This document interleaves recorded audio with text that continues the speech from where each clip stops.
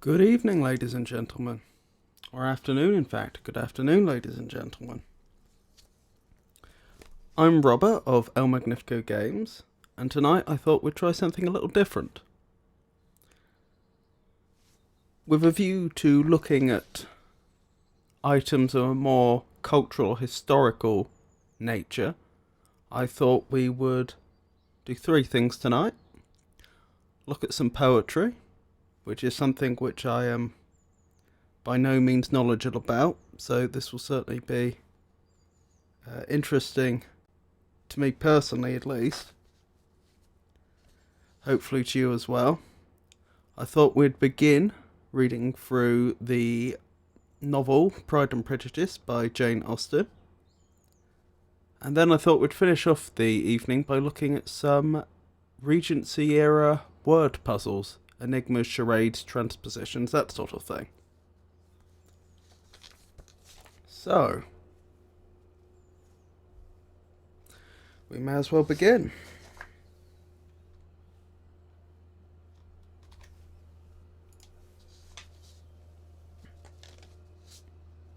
Now, I did a bit of research ahead of time, given that this is an area I'm particularly knowledgeable in. The particular selection of poetry I've chosen is from a book entitled The 100 Best English Poems. It was released in, or rather published, in the very early 20th century. If I go up, I should probably be able to find a precise year. In 1904. So clearly this won't have much more recent poetry, but it seems like a good enough place as any to begin. Of course, I'm under no illusions that this actually is the best 100 English poems, even up to that point, but having done some research, it appears the names that are coming up for the authors of the selections of poetry in this anthology are all relatively well known and well respected, so it seemed like a good starting place. The other thing I've done is come up with a suggestion for how we should approach reading the poetry. We'll see how we get on. We may find it not to be so helpful, but I certainly think there were some useful tips there.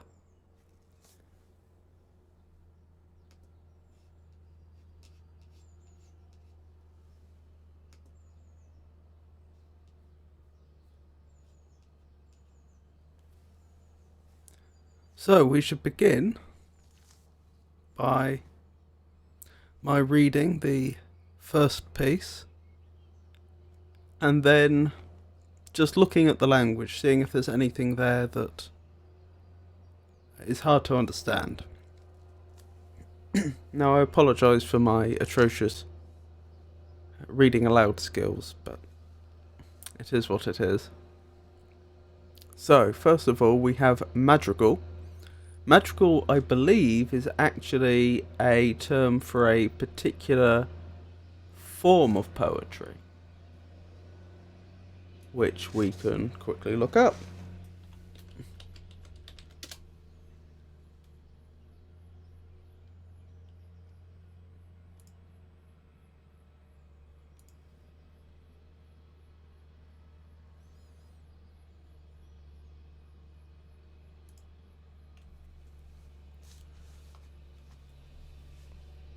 Madrigal is the name of a form of poetry, the exact nature of which has never been decided in English. The definition given in the New English Dictionary, a short lyrical poem of amatorial character, offers no distinctive formula. So yes, madrigal is a form of poetry. However, in this case, this appears to be being listed as the title of the piece. Now, the piece itself is by anonymous. In other words, we don't know who made it, so it is of course possible that the title given, madrigal, is actually, or rather it may also be the case that the title of the piece is not known and madrigal is just being used as that is the most precise name they can give, or possibly not, possibly it is actually called madrigal. But the point is, it appears we don't know much about this particular piece from the outset. So, the first reading. Love not me for comely grace, for my pleasing eye or face, nor for any outward part, no, nor for my constant heart, for those may fail or turn to ill, for thou and I shall sever.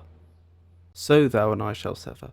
Keep therefore a true woman's eye, and love me still, but know not why. So hast thou the same reason still, to dote upon me ever.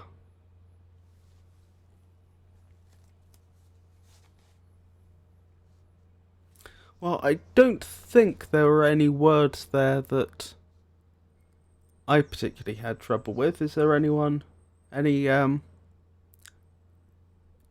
there any words there that anyone in chat had trouble with?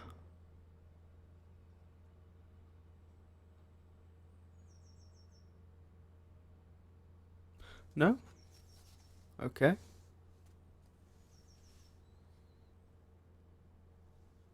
So I suppose the next thing to do is read through it and try and identify the meter, which will be interesting because that's not something I've ever done before.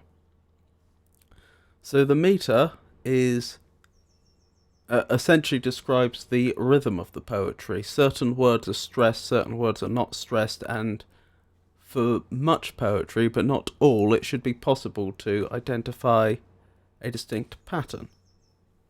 So perhaps the first thing to do is consider whether there's a constant number of syllables on each line, because that's usually what we would expect from a poem with meter, although some forms of poetry, such as haiku, may have a variable number of... They follow a fixed pattern, but not all lines have the same number of syllables. So, love not me for comely grace, I make that 8. For my pleasing eye or face, I make that 8 as well. Nor for any outward part, made 7 there. Nor for any outward part. That is 8. No, that's 7.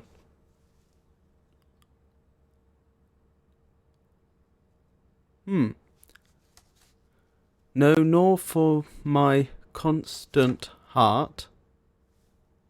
7 again. Did I miscount initially? Love not me for comely grace. That's 7. Okay, I think I just miscounted.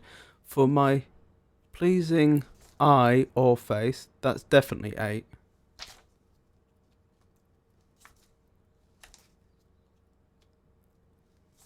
Nope, I miscounted, didn't I? That is 7. For my pleasing eye or face. Yep, I'm showing my ineptitude again. For those may fail or turn to ill. For those may fail or turn to ill. That is definitely 8. So thou and I shall sever. 7. Keep therefore a true woman's eye.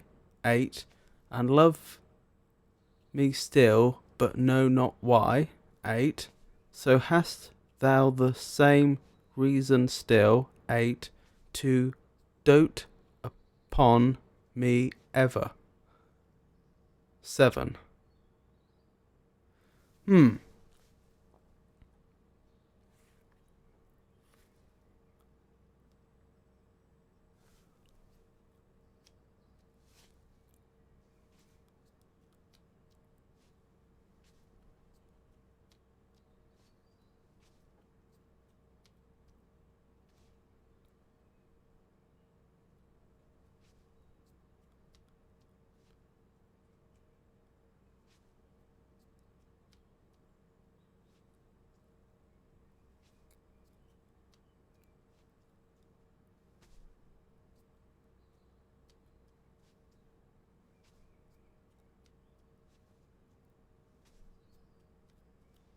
Yes, I can't see any real pattern there, which strongly makes me suspect it doesn't have a meter. It's possible I'm just making a fool of myself, but I don't see much pattern there. There is, however, some rhyming. We have grace and face at the end of the first and second line. We have part and heart at the end of the third and fourth. Ill and sever do not. I and why do. Still and ever don't. But ill and still do. And sever and ever do. That's interesting.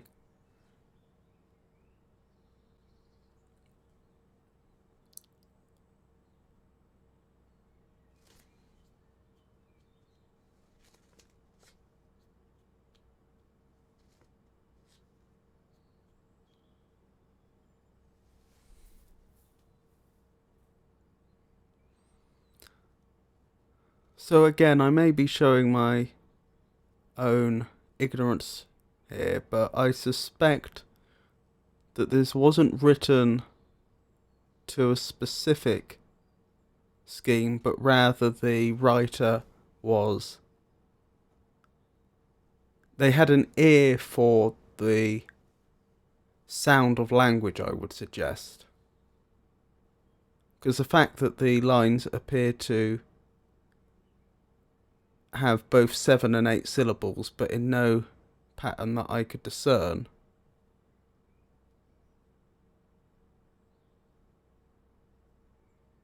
makes me think that they were chosen simply because they took approximately the same short period to say. Thoughts, chat?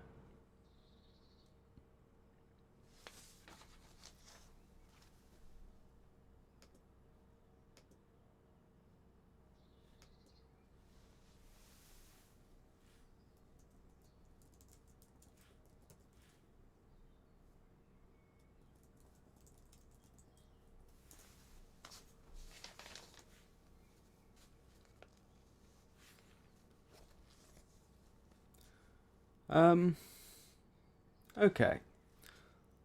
So let's now consider the viewpoint and the context. Since it refers to the person being addressed as, or rather requests that they keep a true woman's eye, it would clearly be... One would assume that the addressee is a woman. Given the period in which this was published, we can therefore assume that this was written from a man's perspective. We also, if it is as though it weren't, or rather from the content of the poem, we can also see that this is clearly on the subject of love, which is consistent with it being entitled Madrigal.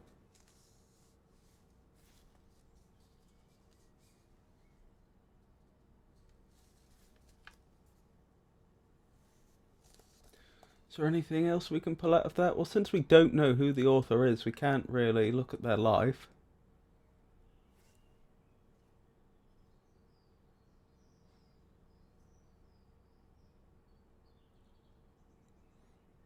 There's also not a great deal of imagery, I don't think, in this poem, but some interesting themes and expressions.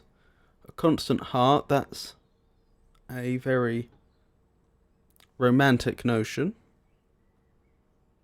Obviously, it's a reference to love which doesn't end.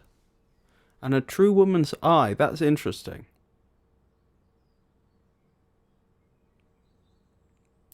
With the 7th and 8th line, we appear to have a statement and then an explanation. Keep therefore a true woman's eye, and love me still, but know not why. So the implication seems to be that true women fall in love, but have no understanding as to why that would be. And with the and in the context of the rest of the poem, the poet seems to be, the speaker seems to be trying to encourage the addressee to give them unconditional love. Now, it's notable the things that they explicitly state their love shouldn't, that the addressee's love for the speaker shouldn't be dependent upon. Obviously, the comely grace, pleasing eye or face refers to physical beauty as well as possibly notions of being, well,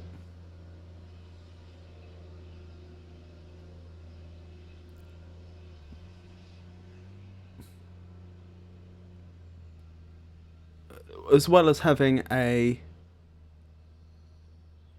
good manner, especially in the physical sense, or way of moving. So, nor for any outward part also seems to be reinforcing this. But no, nor for my constant heart. So they seem to be suggesting here that the speaker needn't continue to be true to the addressee, and yet the addressee should still love them back, which is dubious.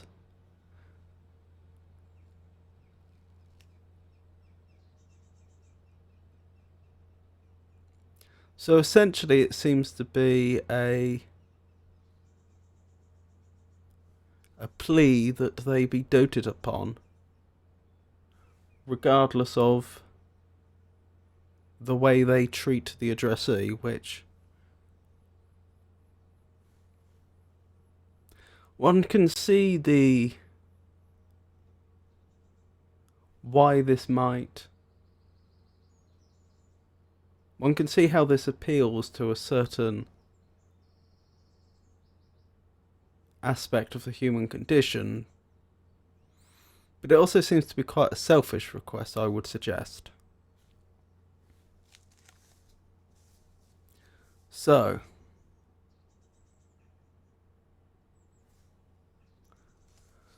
once more before we move on, love not me for comely grace, for my pleasing eye or face, nor for any outward part, no, nor for my constant heart, for those may fail or turn to ill, so thou and I shall sever. Keep therefore a true woman's eye, and love me still, but know not why. So hast thou the same reason still, to dote upon me ever.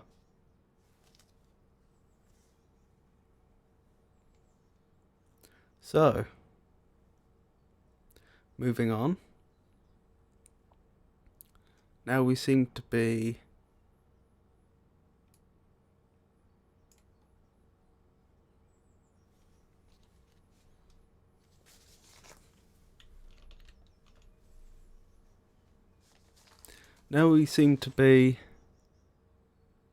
looking at some poetry by Matthew Arnold.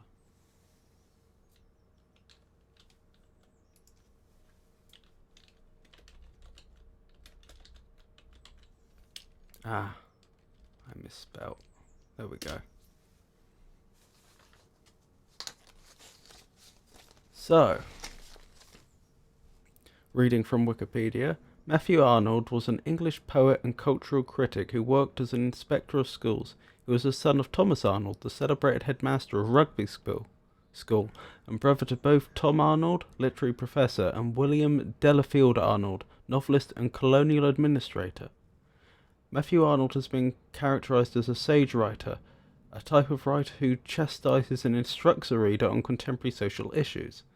He was also an inspector of schools for 35 years and supported the concept of state-regulated secondary education. So he appears to have been a fairly significant individual at his time.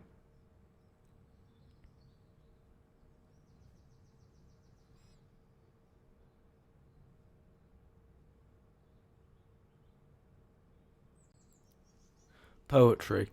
Arnold is sometimes called the third great Victorian poet, along with Alfred Lord Tennyson and Robert Browning. Arnold was keenly aware of his place in poetry.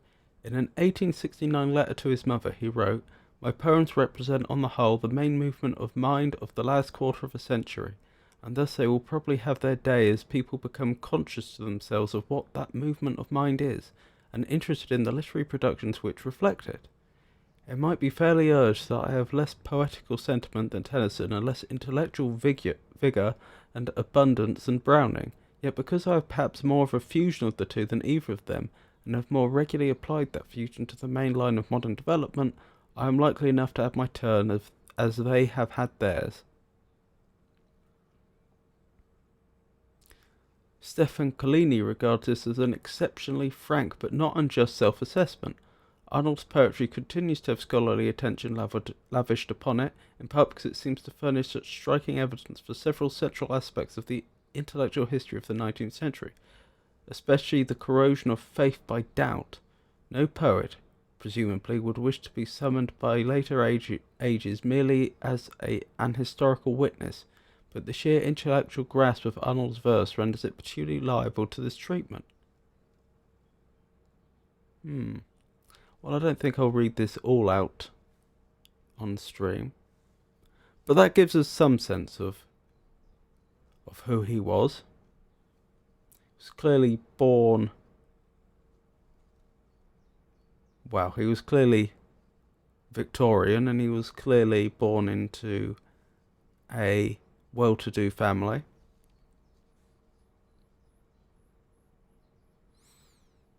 And he appears to have had, or he appears to be being represented as having more than a fair degree of introspection.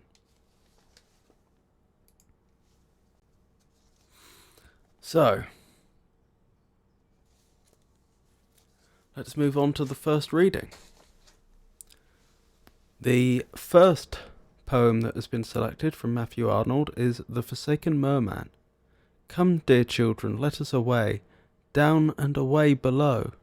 Now my brothers call from the bay, now the great winds shorewards blow, now the salt tides seawards flow, now the wild white horses play, champ and chafe and toss in the spray. Children dear, let us away, this way, this way. Call her once before you go, call once yet, in a voice that she will know. Margaret, Margaret. Children's voices should be dear. Call once more to a mother's ear. Children's voices wild with pain. Surely she will come again. Call her once and come away. This way, this way. Mother dear, we cannot stay. The wild white horses foam and fret. Margaret, Margaret.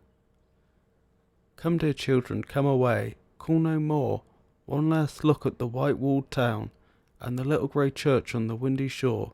Then come down. She'll not come through you call all day. Come away, come away. Children dear, was it yesterday?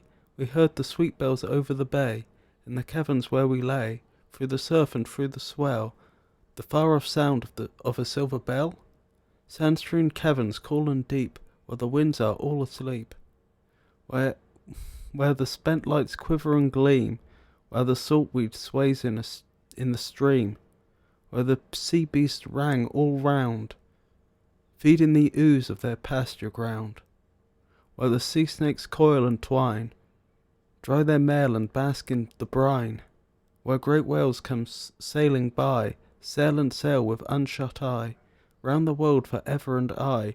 When did music come this way? Children dear, was it yesterday? Children dear, was it yesterday? Call yet once that she went away. Won't she sate with you and me? I'm not familiar with that word.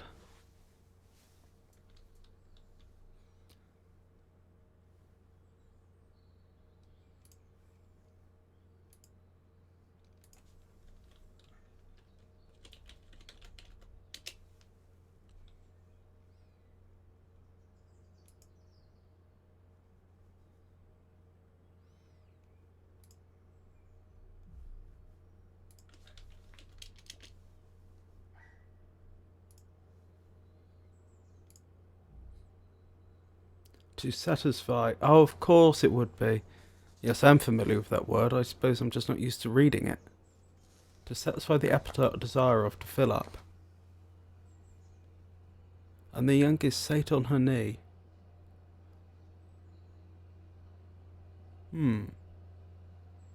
She combed its bright hair, and she tended it well.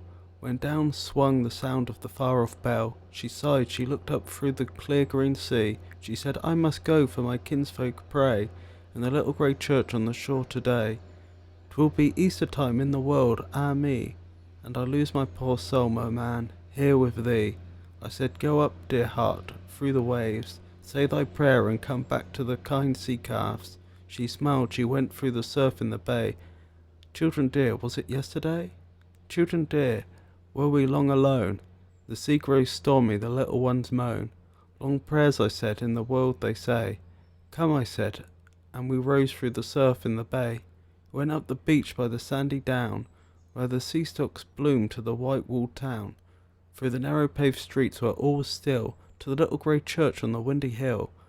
From church came a murmur of folk at their prayers, but we stood without in the cold blowing airs. We climbed on the graves, on the stones warm with rains, and we gazed up the aisle through small leaded panes. She sate by the pillar, we saw her clear.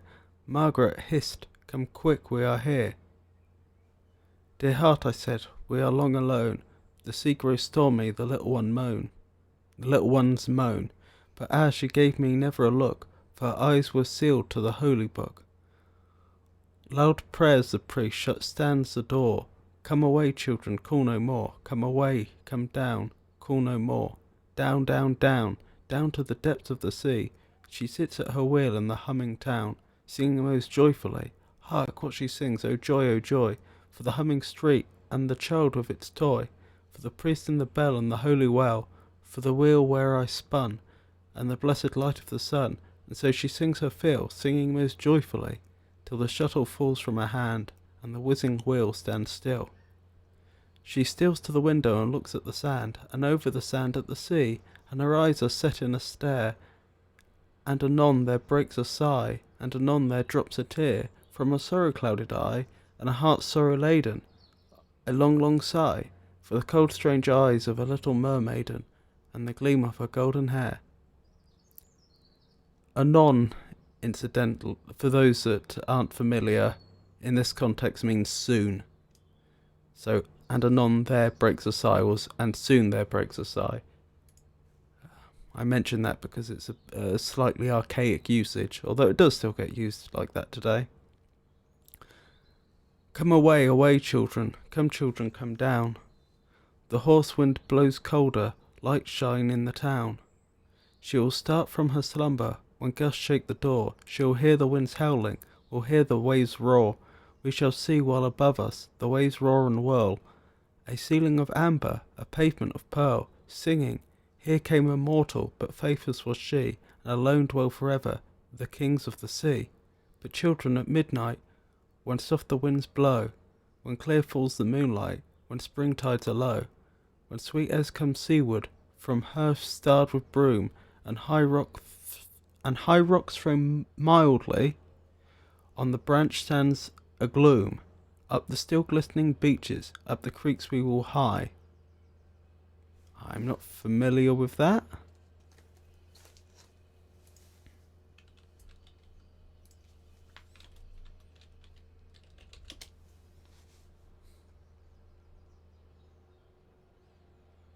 To hasten, to go quickly, to hurry. Interesting. Okay. Up the creeks we will hie, over banks of bright seaweed, the ebb tide leaves dry. We will gaze from the sand hills at the white sweeping town, at the church on the hillside, and then come back down, singing, there dwells a loved one, but cruel is she. She left lonely forever the kings of the sea.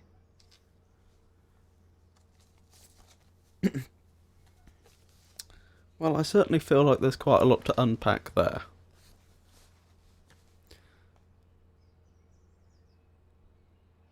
So I certainly got the very obvious allusions to the sea and creatures of the sea, and also the very obvious references to the very obvious Christian references. But I must confess to having some difficulty in parsing it in its entirety. Certainly most of the words made sense to me, apart from those I looked up.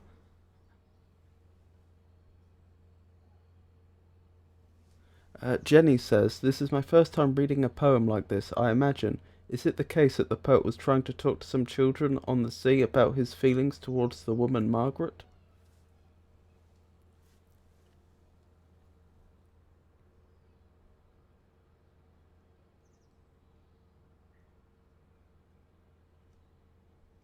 Interesting question.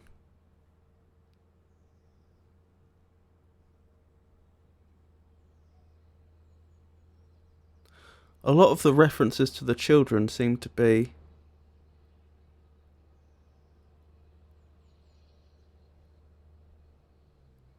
referring to the children calling or wailing, such as here, children's voices wild with pain. Call her once and come away, etc.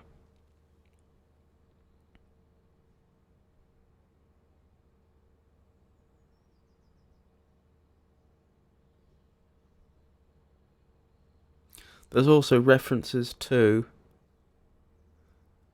a mother. Call once more to a mother's ear. Of course, that could be a literal mother, or that could be the Mary, the mother of Jesus, due to the religious aspect of this. Jenny says, it appears the poet is written in a pretty straightforward way, but if you read carefully you find hidden meanings.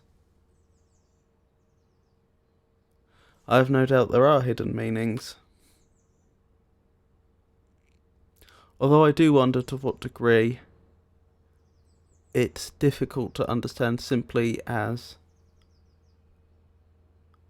we aren't necessarily as attuned to the themes that are prevalent in this poem as people would have been, presumably, back when it was first published.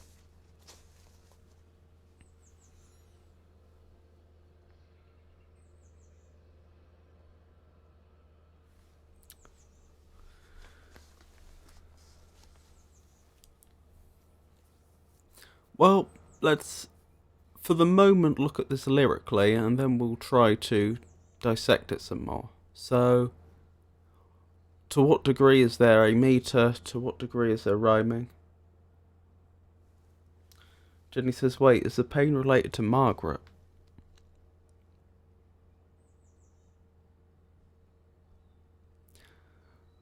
Well, let's reread this section. Call her once before you go, call once yet, in a voice that she will know. Margaret, Margaret, children's voices should be dear. Call once more to a mother's ear, children's voices wild with pain. Surely she will come again. Call her once and come away. This way, mother dear, we cannot stay. The wild white horses foam and fret. Margaret, Margaret. My guess would be that the children are the ones calling Margaret.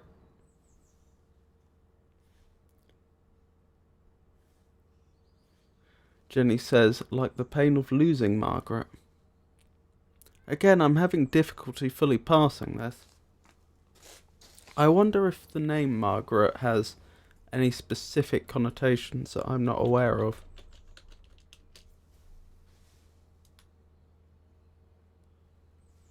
From the name of a legendary 3rd century saint from Middle English, Margaret. A female given name from ancient Greek.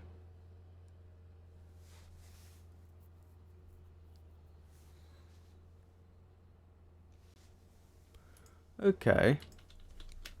This might be unrelated or it might not be, so let's find out who Saint Margaret was.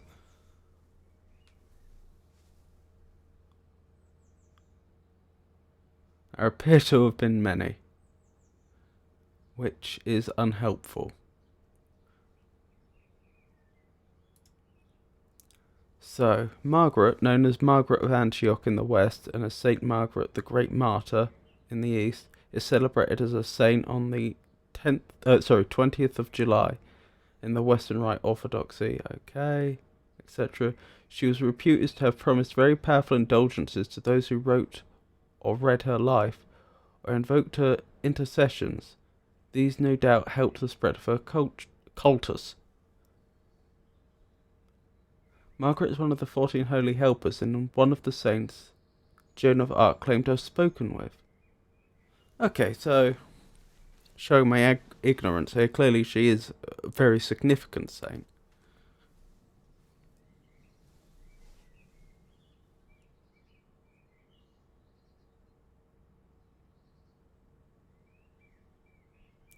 She was the daughter of a pagan priest named Odysseus.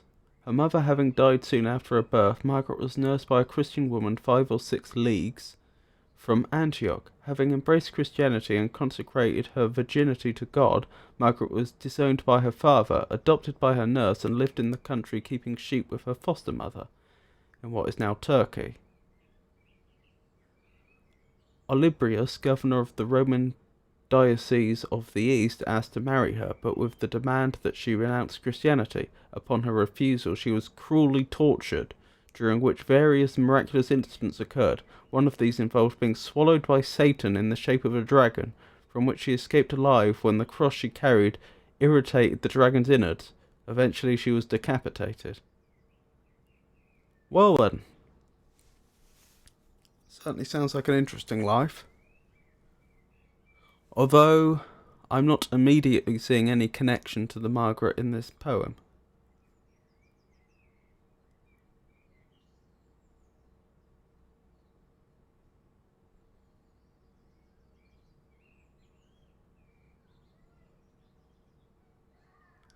Margaret of Antioch is patroness of pregnant women, servant maids, and against diabolical infestations. Okay. So those are certainly themes we should be looking for, but it could equally be that this poem is just referring to a woman named Margaret.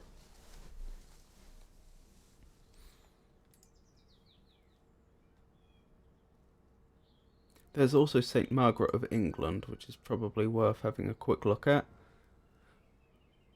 Was born in Hungary to an Englishwoman who was related to Thomas Becket, the murdered Archbishop of Canterbury. When she was grown, Margaret took her mother with her on a pilgrimage to Jerusalem, and then they settled in Bethlehem, where they lived austere lives of penance.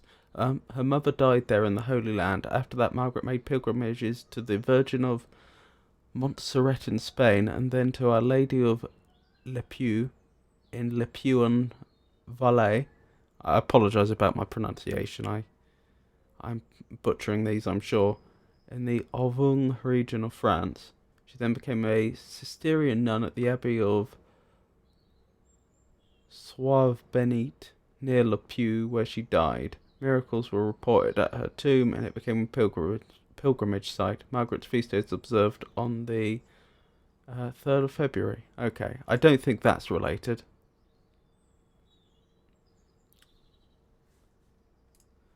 So, still to a great extent a mystery.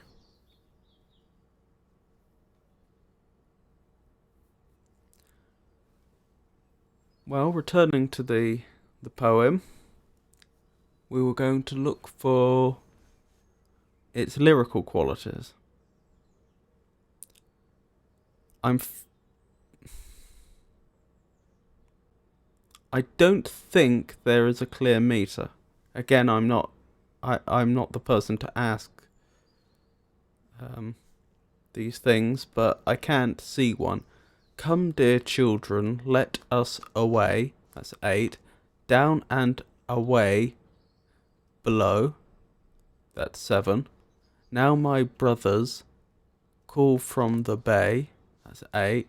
Now the great winds shoreward blow. That's 7. Now the salt tides seawards flow. 7. Now the wild white horses play. 7. Champ and chafe and toss in the spray. 8. Children dear, let us away. This way, this way. So yeah, I can't see a pattern there. And that's just counting syllables. I haven't gotten to the stage of trying to look for clear beats.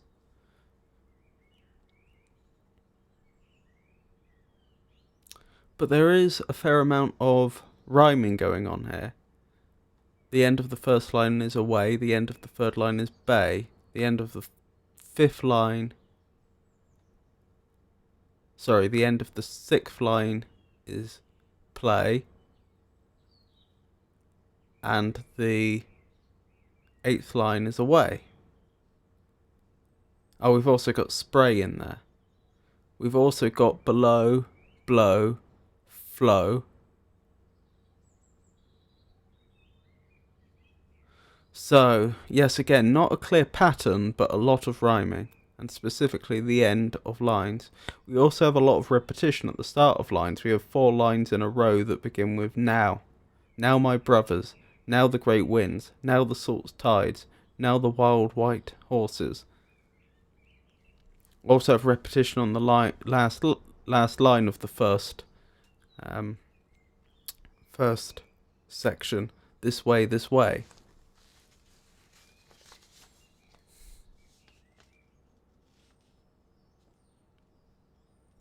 And that is only looking at the very beginning of it. So it's clearly well written in that sense. There's a lot. It will tend to catch the ear. But unless I'm missing it, it doesn't seem to have a clear structure. What else might we be missing there?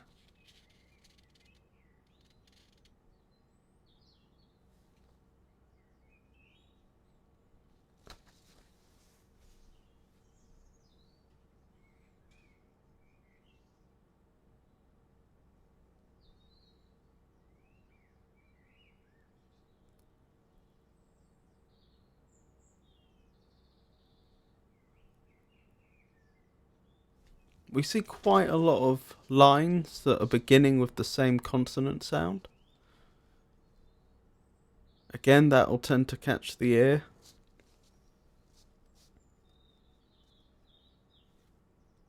So I suppose it's not quite alliteration because it's just the first word of a line, not consecutive words, but it's notable.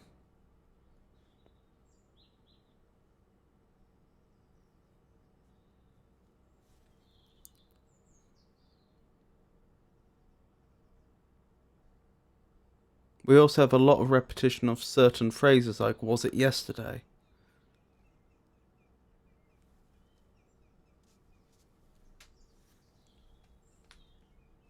I think that's all I can see in terms of its structure, its lyrical qualities, rhythm, etc.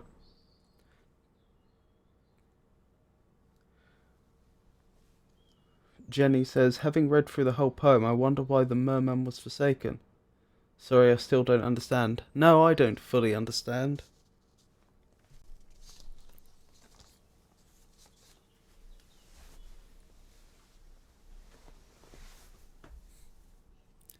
So, I suppose I shall move on to my second reading of it and try to see if any of it becomes more clear. Come, dear children, let us away, down and away below. Now my brothers call from the bay, now the great winds shorewards blow, now the salt tides seawards flow, now the wild white horses play, champ and chafe and toss in the spray. Children dear, let us away, this way, this way. Well, this seems to be a fairly literal this appears to represent fairly literally giving instructions to children to come down to a bay by the sea. Unless, of course, I'm missing some symbolism here. Call her once before you go, call once yet, in a voice that she will know. Margaret, Margaret, children's voices should be dear, call once more to a mother's ear. Children's voices wild with pain, surely she will come again. Call her once and come away, this way, this way. Mother dear, we cannot stay. The wild white horses foam and threat. Margaret, Margaret.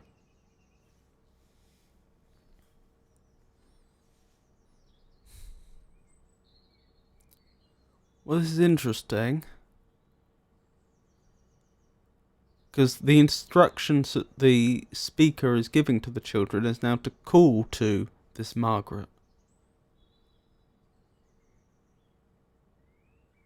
The call once more to a mother's ear is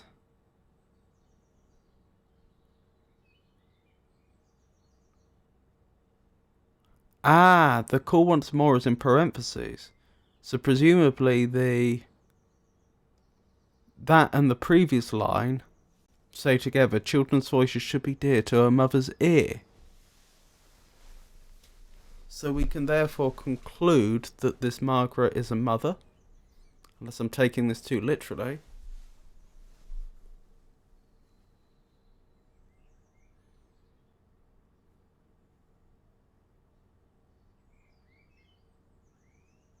The mother dear we cannot stay. That the meaning of that line is still eluding me. One would conclude, based on the previous lines, that it's the children saying that.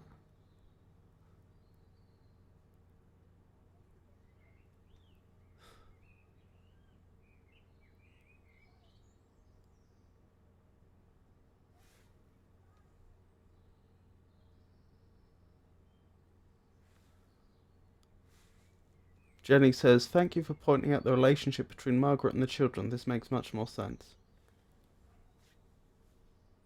Oh, thank you, Jenny.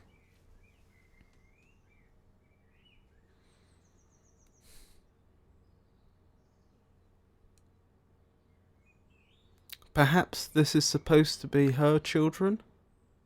I have a hypothesis which we can test by reading further through it. I wonder if this is a poem about a woman that was lost at sea. That may well not be the case, but it's a theory. So, as we continue, come dear children, come away down. Call no more, one last look at the white-walled town, and the little grey church on the windy shore, then come down. She will not come though you call all day. Come away, come away. One last look at the white-walled town. I feel like that is being... There is some symbolism there that I am just not getting.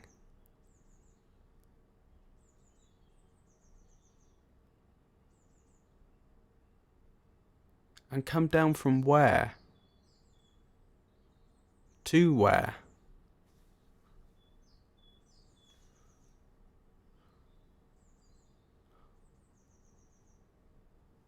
It's notable that the children seem to have been calling, but she didn't come, though.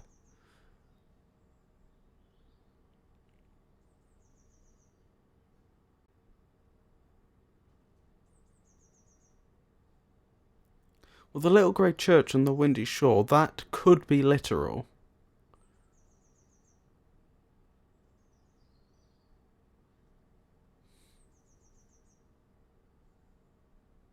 But the white-walled town, I'm not...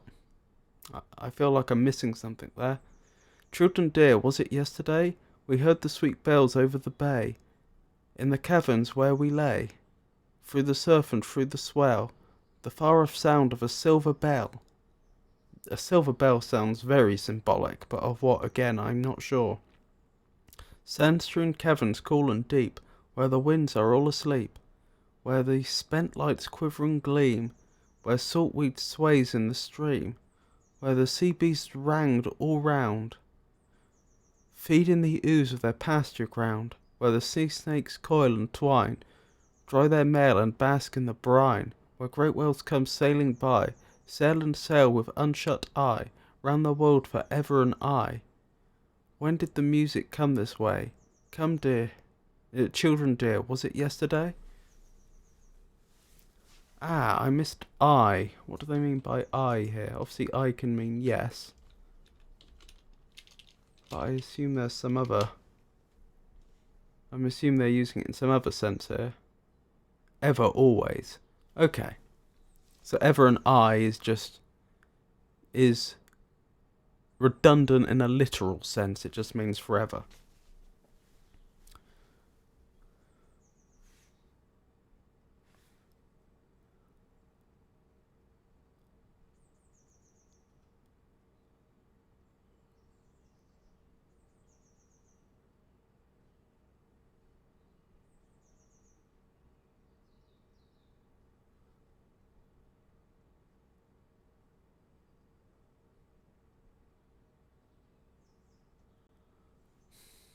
That whole section is a bit of a mystery to me. So we have Children Dear Was It Yesterday, which I suspect is meant to indicate that this was happened in the past, but that it feels more recent to the speaker than it actually was. That's my guess anyway. We heard the sweet bells over the bay. Church bells perhaps, but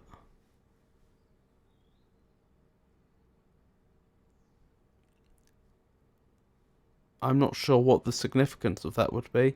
In the caverns where we lay, which suggests they were in caverns at the bay. Through the surf and through the swell, the far-off sound of a silver bell. That suggests that the sea was being noisy at the time, which may suggest it was turbulent. Sand-strewn caverns, cool and deep, where the winds are all asleep. Okay, so it was windy, but not in the caverns, so that's where they were. Or rather, that is where they were, and perhaps they were hiding? Perhaps they had gone into the caverns to hide from the turbulent sea on a windy day, where the spent lights quiver and gleam, where the saltweed sways in the stream.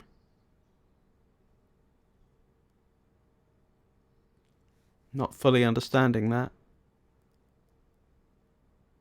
The spent lights could be referring to having lamps in these caverns that are spent, possibly.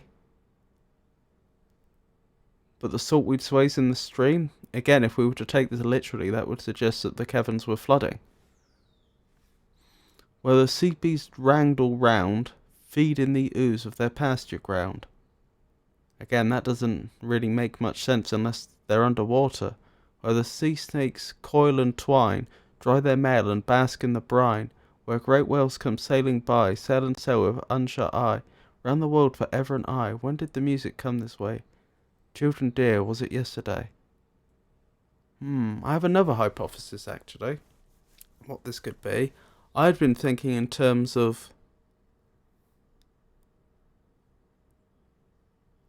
since they're calling out to an individual that hasn't come, and there is this theme of the sea, I was thinking this is someone who was lost in the sea, but perhaps I've been looking at this backwards. Perhaps the speaker and the children were the ones that were lost at sea, and coming down to the bay is their spirits coming to the beach where they were lost and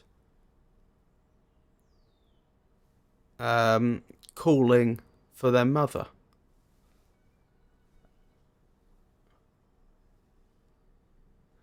Jenny says something unhappy that happened to the poet recently, as if it happened yesterday, like the loss of Margaret, his beloved woman.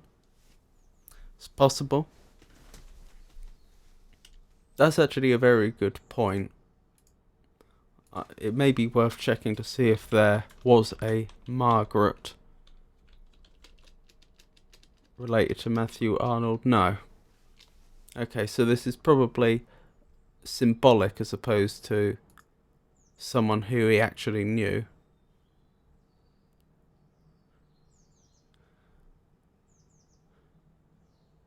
Children dear, was it yesterday? Call yet once that she went away. Again, the call yet once is in parentheses. The children dear, was it yesterday that she went away? Well, then that does suggest that she's the one that's been lost. Following this hypothesis, once she sate with you and me. Once she was satisfied with you and me, I assume that means.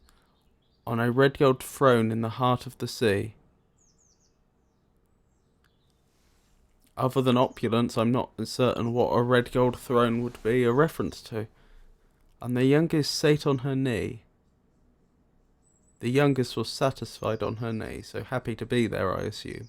She combed its bright hair, and she tended it well, when down swung the sound of the far-off bell. She sighed, she looked up through the clear green sea. She looked up through the clear green sea, that suggests she is under the sea. She said, I must go, for my kinsfolks pray in the little grey church on the shore today. 'Twill be Easter time in the world, ah me.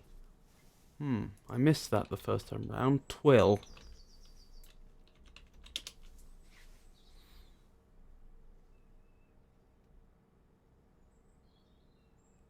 To weave, so as to produce the appearance of diagonal lines. I doubt that's what he meant. Could be that usage. Contraction of it will. Of course, that makes sense. Oh, and we do have an apostrophe there, so yeah. It will be Easter time in the world, 'twill be Easter time in the world, and me. And I lose my poor soul, merman, here with thee.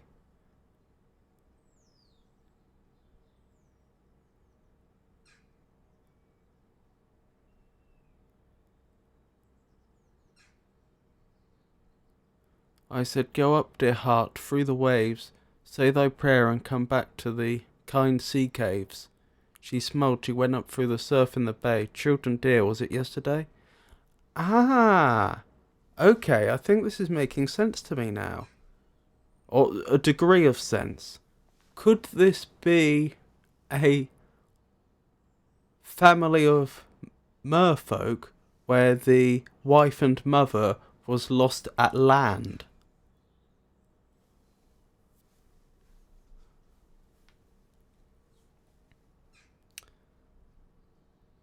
So as we continue, children dear, were we long alone? The sea grows stormy, the little ones moan. Long prayers I said, in the world they say.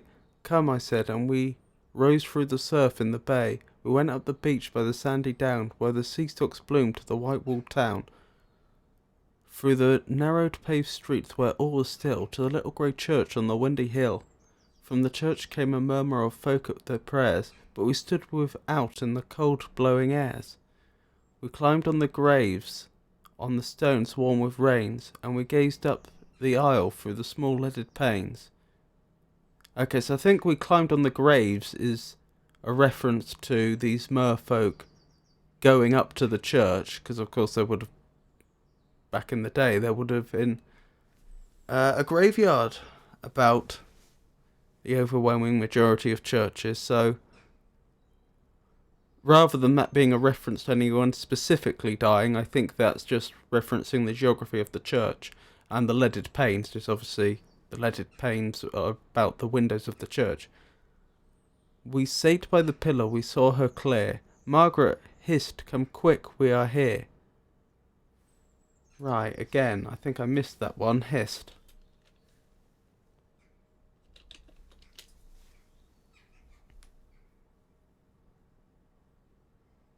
An instance of an exclamation attracting attention or injunction to be silent.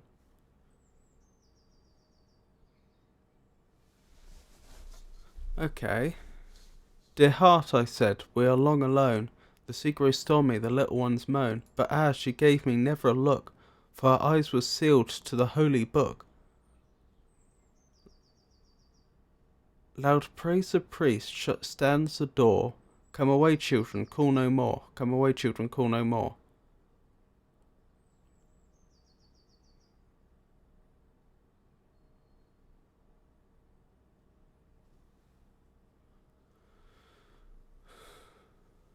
I don't fully understand shut stands the door. Oh, the door is shut, of course. The door is standing and it is shut. Loud praise the priest, shut stands the door. So the priest is praying loudly and the doors are shut. Down, down, down, down to the depths of the sea. She sits at her wheel in the humming town, singing most joyfully. Hark what she sings, oh joy, oh joy. For the humming street and the child with its toy, for the priest and the bell and the holy well, for the wheel where I spun, and the blessed light of the sun. And so she sings her fill, singing most joyfully, till the shuttle falls from her hand, and the whizzing wheel stands still.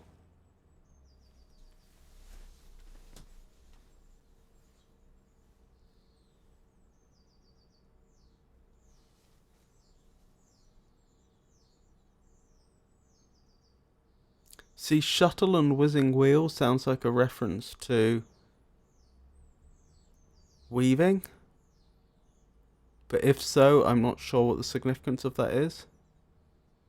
She sits at her wheel in the humming town. So she went to the church on Easter and is now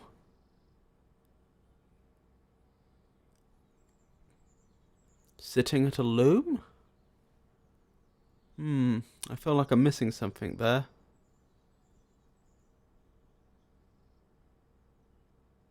Hark what she sings, O joy, O Jew, for the humming street and the child of its toy, for the priest and the bell and the holy well, for the wheel where I spun and the blessed light of the sun. And so she sings her fill. Well, that would certainly suggest that that certainly sounds like she's singing about town matters, not matters of the sea, of her family, if following this hypothesis along. She steals to the window and looks at the sand, and over the sand at the sea, and her eyes are set in a stare, and anon there breaks a sigh, and anon there drops a tear. Okay, so she's upset about being parted from the sea. From a sorrow-clouded eye and a heart sorrow-laden, a long, long sigh for the cold, strange eyes of a little mermaiden, and the gleam of her golden hair. Come away, away, children, come down. The horse wind blows colder, lights shine in the town. She will start from her slumber when gusts shake the door. She will hear the winds howling, will hear the waves roar. We shall see while above us the waves roar and whirl, a ceiling of amber, a pavement of pearl. Singing, here came a mortal, but faithless was she, and alone dwell forever the kings of the sea. Here came a mortal, but faithless was she. So, is that suggesting that she used to be a human? Is that what they mean by mortal here? But she was faithless, so she went back to her people. This is making me wonder if this is actually adapted from some fairy tale.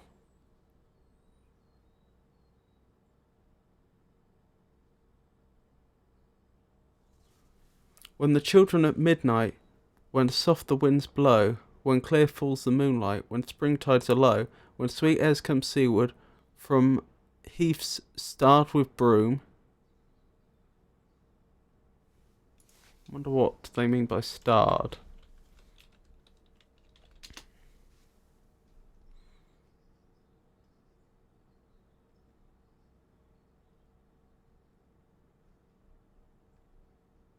That's not a lot of help.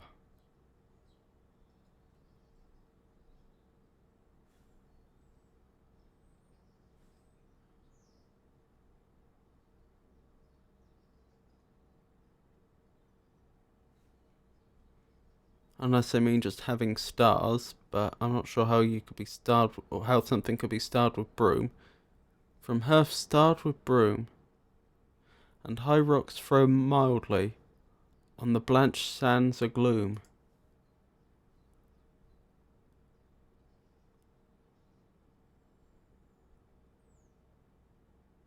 Up the still glistening beaches, up the creeks we will hie. Now high meant hasten, didn't it? Over the banks of bright seaweed, the ebb tide leaves dry. We will gaze from the sand hills at the white sleeping town, at the church on the hillside, and then come back down, singing, there dwells a loved one, but cruel is she. She left lonely forever, the kings of the sea. Okay, so as much of the story as I've been able to gather in this poem seems to be that there was a woman, presumably a human woman, who at some point went out to sea and became a mermaiden. She had children there, but then she went back to her people. It would appear at least somewhat, for reasons at least somewhat related to Christianity, her faith. The reference to Easter was interesting. Obviously Easter is probably the second most significant festival in Christianity after Christmas. But I wonder if there's some more symbolism there specific to Easter that I'm not getting. And then she just went back to being an ordinary person, and now presumably the speaker is a merman that had been her lover, I would assume. He and their children then go up to see her, but they never meet her. It sounds like. That's my best guess. Thoughts, chat?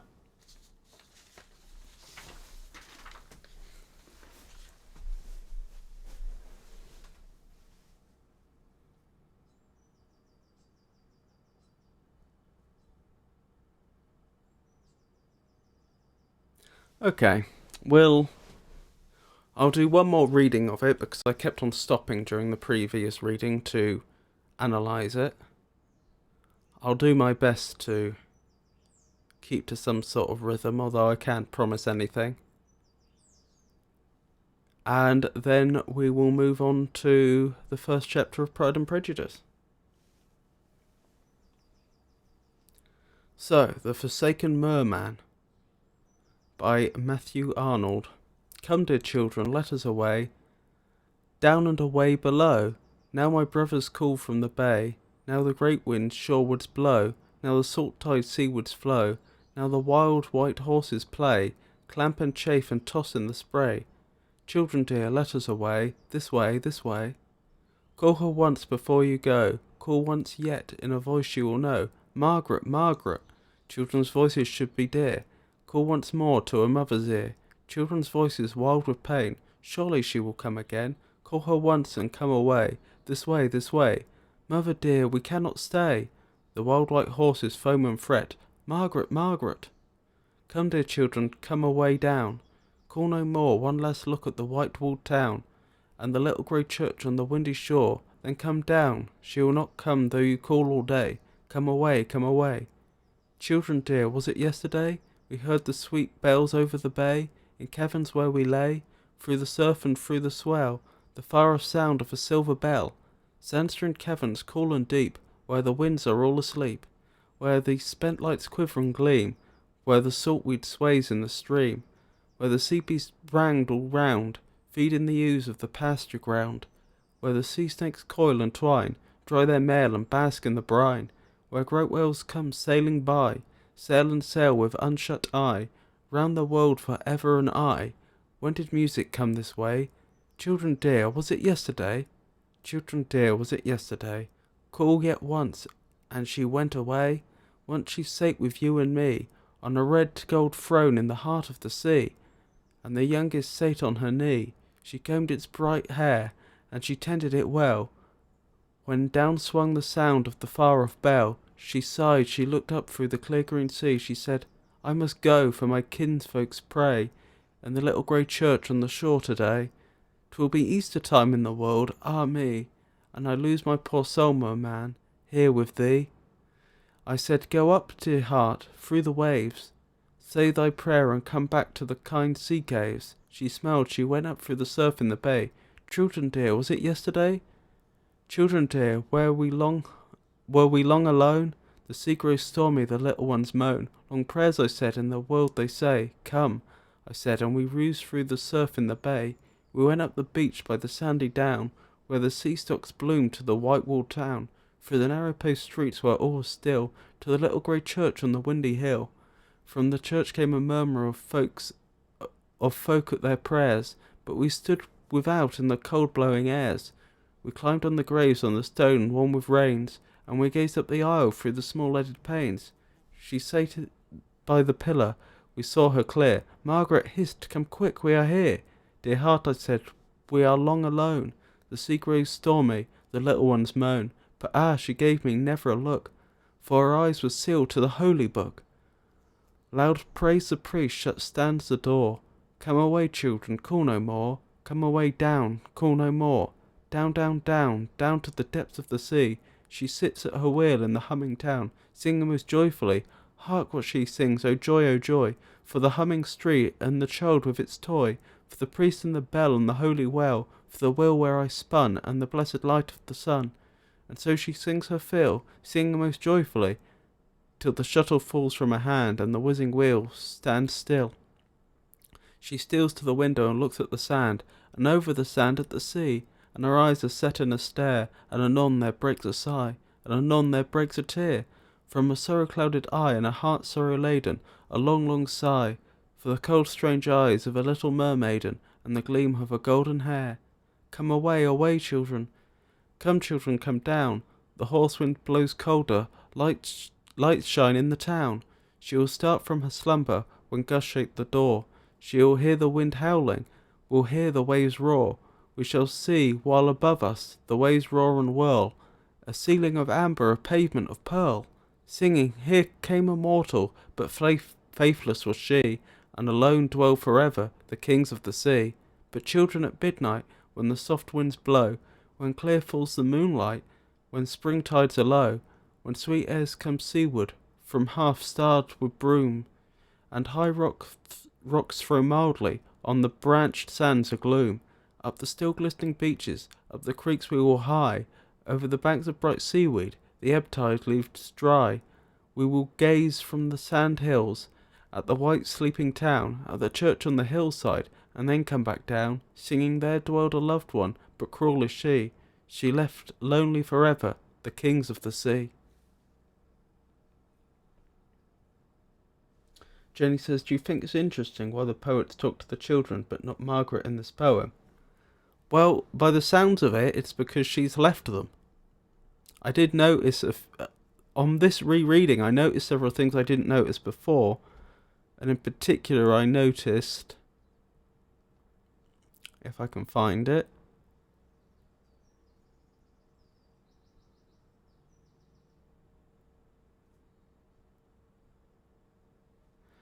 I noticed where she says, I must go for my kinsfolk pray in the little grey church on the shore today. 'Twill be Easter time in the world, ah me, and I lose my poor soul, merman, here with thee. So there seems to be an allusion to her immortal soul being in jeopardy with her staying with them. Perhaps it's because these mer people aren't Christian. Perhaps it's because they're not married. It's not clear, but it seems like the life she had under the sea was incompatible with salvation for her soul.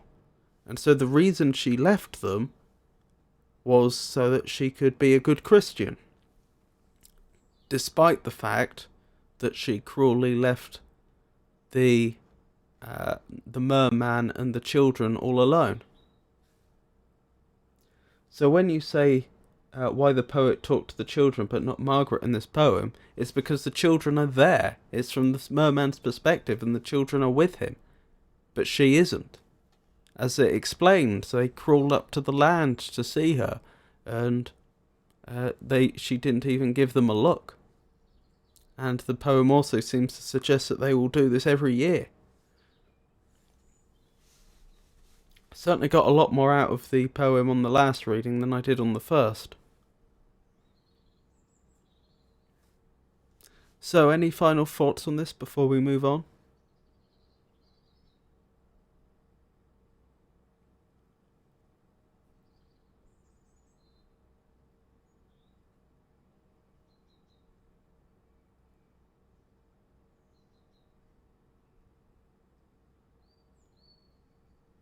Very well, let's progress.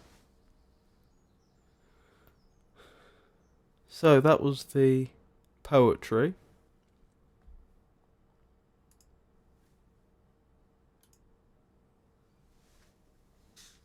Now, I chose Pride and Prejudice because it is considered to be an absolute classic, and obviously it also has a cultural and historic significance. Jenny said, I don't know. Some people even talk to the ones who had already passed away.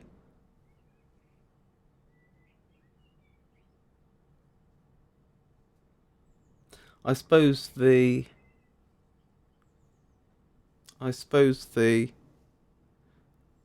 poet was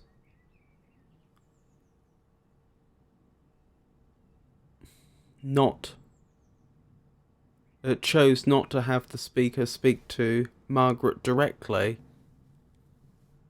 because that would emphasize the abandonment.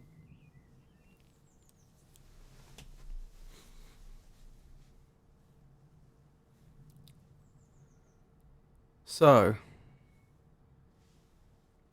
Pride and Prejudice by Jane Austen. And by all means, go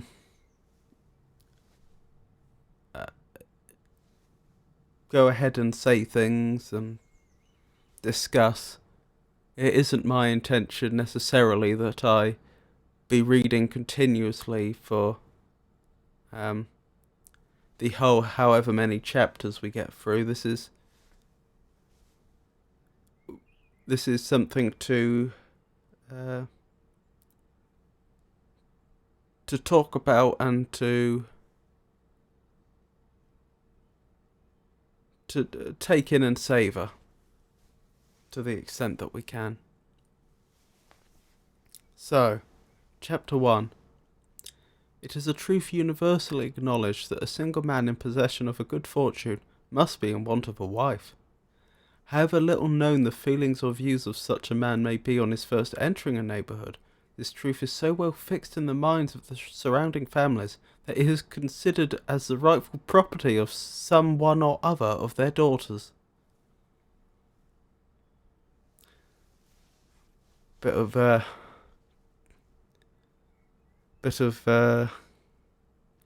tongue-in-cheek humour there. My dear Mr. Bennet, said his lady to him one day, have you heard that Netherfield Park is let at last? Mr. Bennet replied that he had not. But it is, returned she, for Mrs. Long has just been here, and she told me all about it. Mr. Bennet made no answer. Do you not want to know who has taken it? Cried his wife impatiently. You want to tell me, and I have no objection to hearing it. This was invitation enough. Why, my dear, you must know. Mrs. Long says that Netherfield is taken by a young man of large fortune from the north of England, that he came down on Monday in a chaise and four to see the place, and was so much delighted with it that he agreed with Mr. Morris immediately, that he is to take possession before Michaelmas, and some of his servants are to be in the house by the end of next week. So a chaise and four, I believe, is a type of horse and carriage.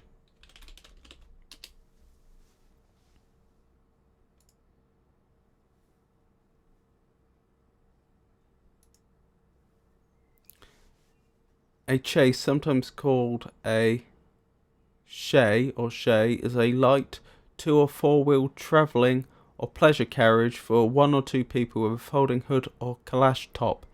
The name in use in England before 1700 came from the French word chaise, meaning chair, though a transference from a sedan chair to a wheeled vehicle, through a transference. So that's what they mean by a chaise and four. For anyone that wasn't familiar, and Michaelmas is of course a Christian festival. What is his name? Bingley. Is he married or single? Oh, single, my dear, to be sure. A single man of large fortune, 4,000 or 5,000 a year. What a fine thing for our girls. How so? How can it affect them? My dear Mr. Bennet, replied his wife, how can you be so tiresome? You must know that I am thinking of his marrying one of them. Is that his design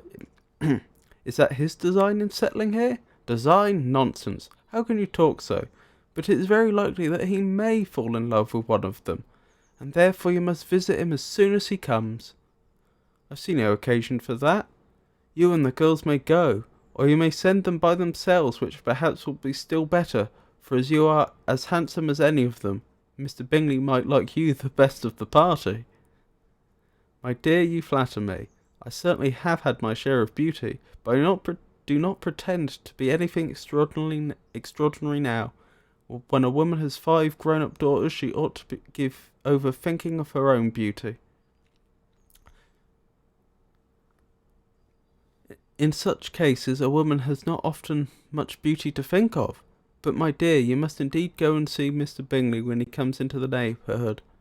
It is more than I engaged for, I assure you. But consider your daughters. Only think what an establishment it be for one of them. Sir William and Lady Lucas are determined to go, merely on that account, for in general, you know, they visit no newcomers. Indeed you must go, for it will be impossible for us to visit him, if you do not.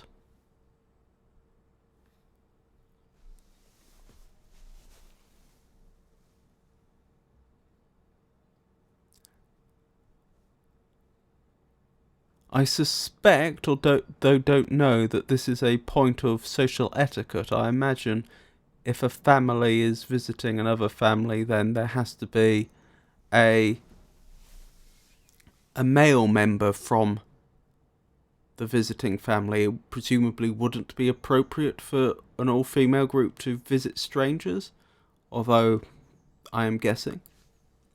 You are over-scrupulous, surely. I dare say Mr. Bingley will be very glad to see you, and I will send a few lines by you to assure him of my hearty consent to his marrying whichever he chooses of the girls. I must throw in a good word for my little Lizzie. I desire you will do no such thing. Lizzie is not a bit better than the others, and I am sure she is not half so handsome as Jane, nor half so good-humoured as Lydia, but you are always giving her the preference. They have none of them much to recommend them, replied he. They are all silly and ignorant like other girls, but Lizzie has something more of a quickness than her sisters. Mr. Bennet, how can you abuse your own children in such a way? You take delight in vexing me, but you have no compassion on my poor nerves. You mistake me, my dear. I have a high respect for your nerves. They are my old friends. I have heard you mention them with consideration these 20 years at least. Ah, you do not know what I suffer. But I hope you will get over it, and live to see many young men of 4,000 a year come into the neighbourhood. It will be no use for us if 20 such should come, since you will not visit them. Depend upon it, my dear, that when there are 20, I will visit them all. Mr. Bennet was so odd a mixture of quick parts, sarcastic humour, reserve, and caprice, that the experience of 23 years had been insufficient to make his wife understand his character. Her mind was so less difficult to develop. She was a woman of mean understanding, little information, and uncertain temper.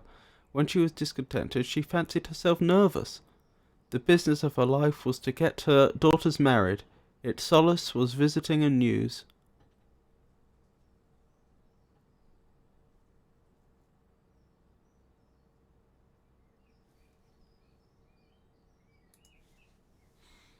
So, thoughts so far?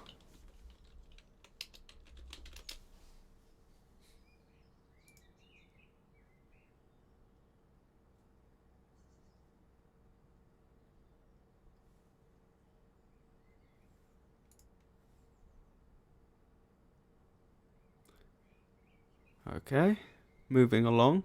Chapter 2.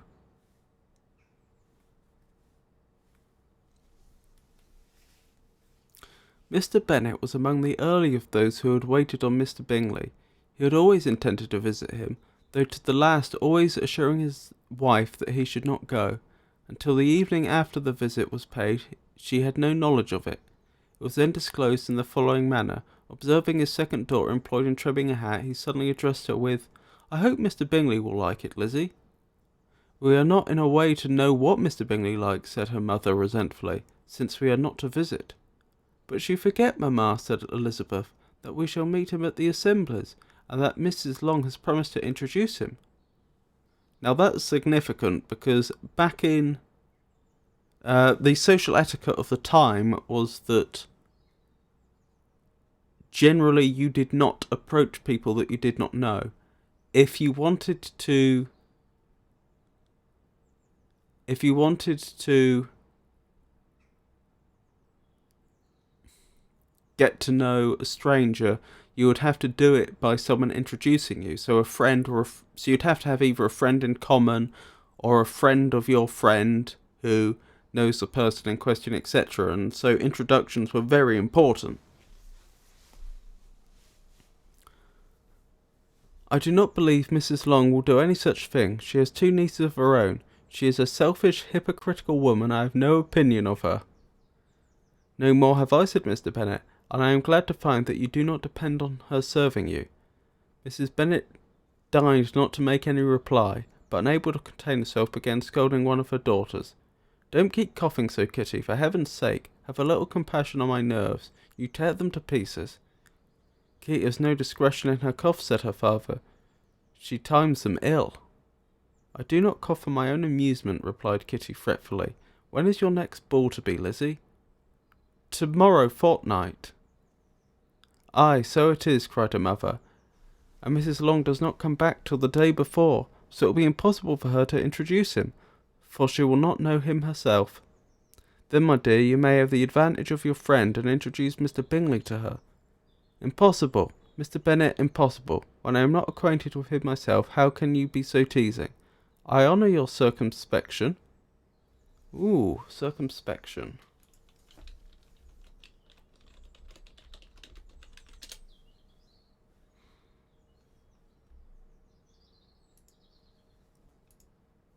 Attention to all the facts and circumstances of a case. Consideration of all that is pertinent. I honour your circumspection. A fortnight's acquaintance is certainly very little. One cannot know what a man really is by the end of a fortnight. But if we do not venture, somebody else will. And after all, Mrs. Long and her nieces must stand their chance. And therefore, as you will think it an act of kindness, if you decline the office, I will take it on myself. The girls stared at their father. Mr. Bennet said only, Nonsense, nonsense. What can be the meaning of that emphatic exclamation, cried he. Do you consider the forms of introduction and the stress that is laid on them as nonsense? Oh, Mrs. Bennet said only, Nonsense, nonsense. Do you consider the forms of introduction and the stress that is laid on them as nonsense? I cannot quite agree with you there. What you say, Mary? For you're a young lady of deep reflection, I know, and read great books and make extracts. I'm not sure what making extracts is. Mary wished to say something very sensible, but knew not how. While Mary is adjusting her ideas, he continued, let us return to Mr. Bingley. I'm sick of Mr. Bingley, cried his wife. I'm sorry to hear that, but why did you not tell me so before? If I had known as much this morning, I certainly would not have called on him. It is very unlucky, but as I've actually paid the visit, we cannot escape the acquaintance now. The astonishment of the ladies was just what he had wished. That of Mrs. Bennet perhaps surpassing the rest, though when the first tumult of joy was over, she began to declare that it was what she had expected all the while. How good it was in you, my dear Mr. Bennet, but I knew I should persuade you at last. I was sure you loved your girls too well to neglect such an acquaintance. Well, how pleased I am, and it is such a good joke too that you should have gone this morning and never said a word about it till now. Now, Kitty, you may cough as much as you choose, said Mr. Bennet, and as he spoke he left the room, fatigued with the raptures of his wife. What an excellent father you have, girls, said she, and when the door was shut, I do not know how you will ever make him amends for his kindness, or me either, for that matter. At our time of life it is not so pleasant, I can tell you, to be making new acquaintance every day, but for your sakes we would do anything. Lydia, my love, though you are the youngest, I dare say Mr. Bingley will dance with you at the next ball. Oh, said Lydia stoutly, I am not afraid, for though I am the youngest, I am the tallest. The rest of the evening was spent in conjecturing how soon he would return Mr. Bennet's visit, and determining when they should ask him to dinner. So, returning a visit is, again, follows the social etiquette of the time. If you visit somebody, then you place an obligation upon them. These visits would occur in the mornings, incidentally. It's no coincidence that above it refers to Mr. Bennet visiting in the morning. That's when social visits of that nature would take place. Once someone had visited you, there was an expectation that you would visit them back, and back and forth, and that's how an acquaintance was maintained. And so to not return a visit in a goodly amount of time without any explanation would have been considered not just extremely rude, but also indicative of your desire to end an acquaintance. In other words, the two families concerned would be considered to no longer have any connection.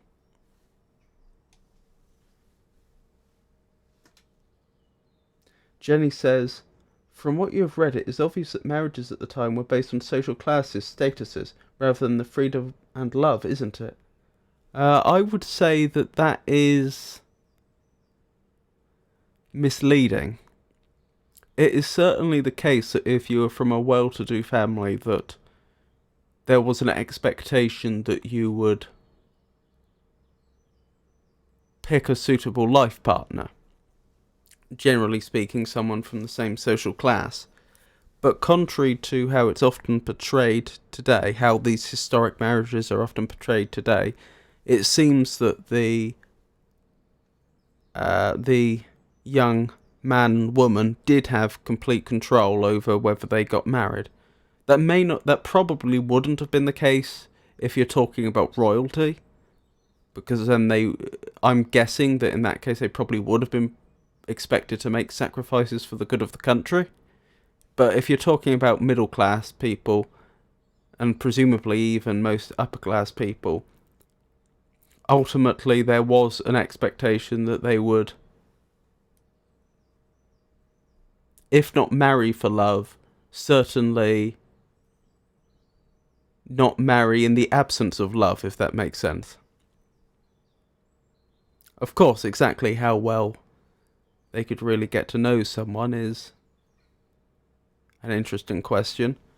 And indeed, in this chapter they do refer to how well can you know someone in just 2 weeks. So of course they're not suggesting a marriage after 2 weeks. But I think the point is that this is an eligible young man who they clearly see as being quite desirable due to his wealth and therefore status. And they are hoping that the daughters will find him attractive and he one of them attractive, and that there will therefore be a marriage. But were it to be the case that the daughters all found him abhorrent, for example, I am fairly certain that any sort of marriage would be just completely out of the question. I do believe, it is my belief that they, at least at that time, in that social class, they did have that degree of freedom. Even, well, I was going to say even young women, but really especially young women. A lot of the social etiquette was based around the men seeking the approval of the woman and not the other way round, and if the woman chose to reject them, well, that's it. Jenny also says maybe there were other criteria of a good marriage that were not mentioned in this piece of work, say if one partner was healthy or not, or whether she needed to have other qualities. Well, again, my impression is that although the beginning of the search for a partner would certainly be based on, shall we say, eligibility criteria, beyond that, whether they would actually fall in love and get married would be based on the taste of the individual. So I have no doubt that, you know, if someone was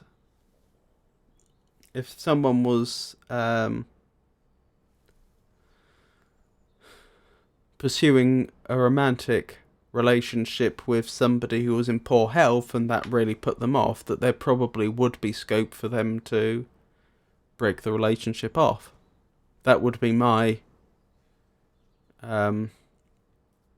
my assumption based on things I have read and heard. Jenny, sorry, I don't intend to complicate issues. My point is the concept of marriages in these chapters is very different from that of today's. I can see that point of view. I'm not entirely convinced. I think it's more that nowadays it would be considered in very poor taste to mention factors such as income when it comes to choosing a life partner. But that doesn't mean people don't think about those things. You know, they just are expected not to talk about it. I think the really big difference is the way that they have this structured system of social etiquette that means, for example, that the father has to initiate the acquaintance between the families, and then and only then can members of the family interact and so on and so forth, which puts a lot more... It gives the parents a lot more power in these situations. If a parent considered a particular person completely inappropriate for their daughter, then they would have a lot more power to deny such a relationship. But yes, I'm personally not entirely convinced that the criteria expressed here are so entirely different to today's.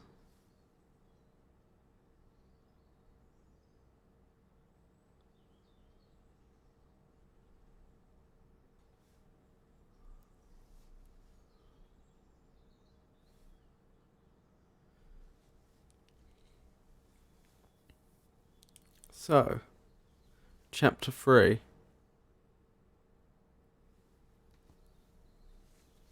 Not all that Mrs. Bennet, however,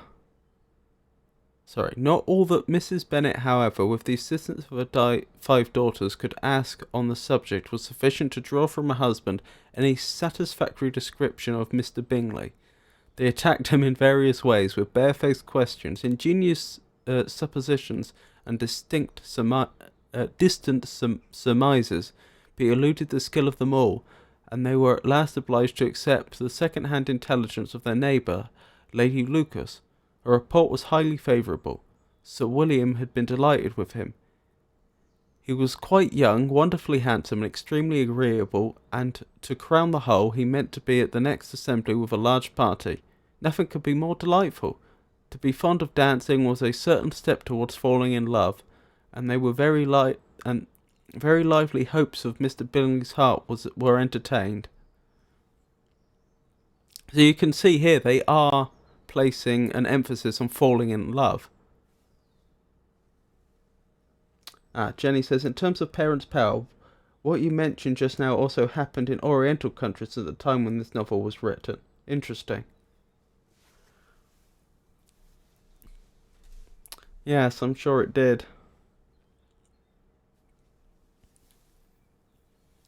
If I can but see one of my daughters happily settled at Netherfield, said Mrs. Bennet to her husband, and all the others equally well married, I shall have nothing to wish for. In a few days Mr. Bingley returned Mr. Bennet's visit, and sat about 10 minutes with him in his library. He had entertained hopes of being admitted to the sight of the young ladies, of whose beauty he had heard much, but he saw only the father. The ladies were somewhat more fortunate, for they had the advantage of ascertaining from an upper window that he wore a blue coat and rode a black horse. So I think this is a real window into the times, even if it is a bit exaggerated for comedic effect. You can see, for example, that he's returned the visit, but it lasts for 10 minutes. This is how social relationships were maintained in those days. That's not to say you couldn't visit someone for much longer than that, but that these sort of visits that would occur in the morning weren't were there to serve the purpose of maintaining acquaintances, and as a result weren't necessarily particularly long of a particularly long duration. An invitation to dinner was soon afterwards dispatched, and already had Mrs. Bennet planned the courses that they were to do credit to her housekeeping, when an answer arrived which deferred it all. So again, this is another interesting point. Mrs. Bennet planned the courses that were to do credit to her housekeeping. So, based on the what we have learnt about the Bennet family so far, I am guessing that they are firmly middle class. It doesn't sound like it, because if they're after a suitor of, if they think their daughters should pursue a suitor of such status, that suggests they are at least in the same, they move in the same social circles. That being the case, Mrs. Bennet almost certainly doesn't do any form of cleaning or cooking herself. She would have servants to do that. So you may then say, well, what do they mean by housekeeping? Well, she would be the mistress of the house. She would essentially be the highest authority in the running of the house, and so all the household servants would answer to her, or at least the overwhelming majority. If they were wealthy enough that they had, for example, a butler, I believe the butler would answer directly to the master of the house, because that is who the butler directly serves. But most of the household servants would answer to the mistress of the house. But things that she would do is planned courses, and the mistress of the house would be responsible for seeing that the appropriate food is bought, being aware of what preparations need to be done, and making sure that the servants do a good job of it, even though she herself would not be a cook.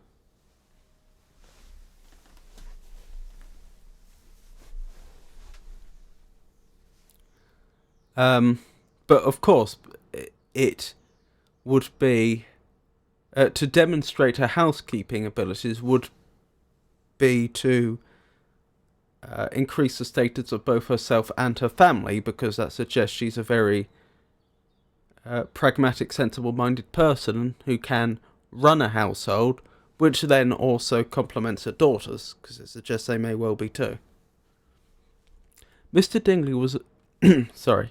Bingley was obliged to be in town the following day, and consequently unable to accept the honour of their invitation, etc. Mrs. Bennet was quite disconcerted. She could not imagine what business he could have in town so soon after his arrival in Hertfordshire, and she began to fear that he might be always flying about from one place to another, and never settled at Netherfield as he ought to be.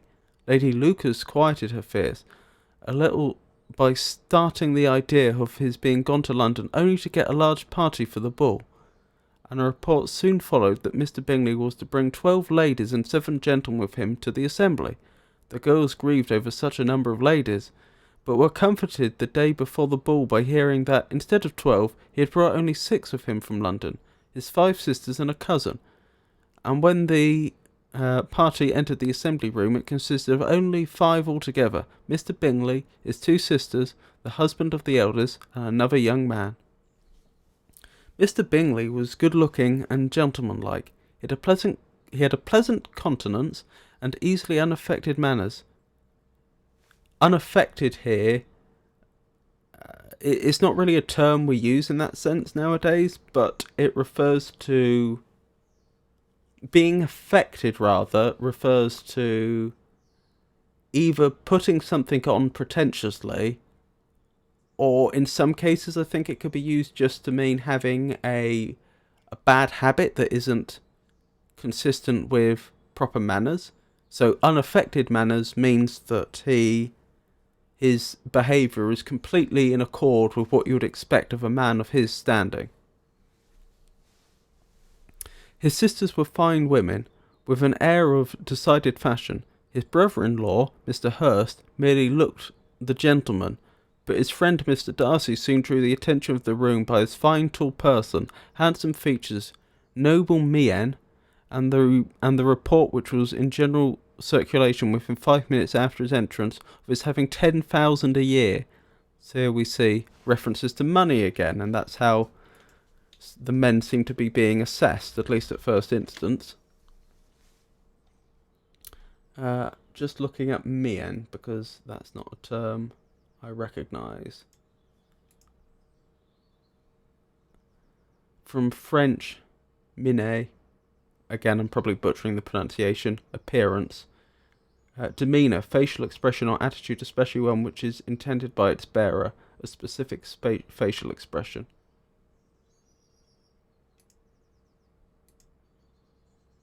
Mean. It's not mien, it's mean.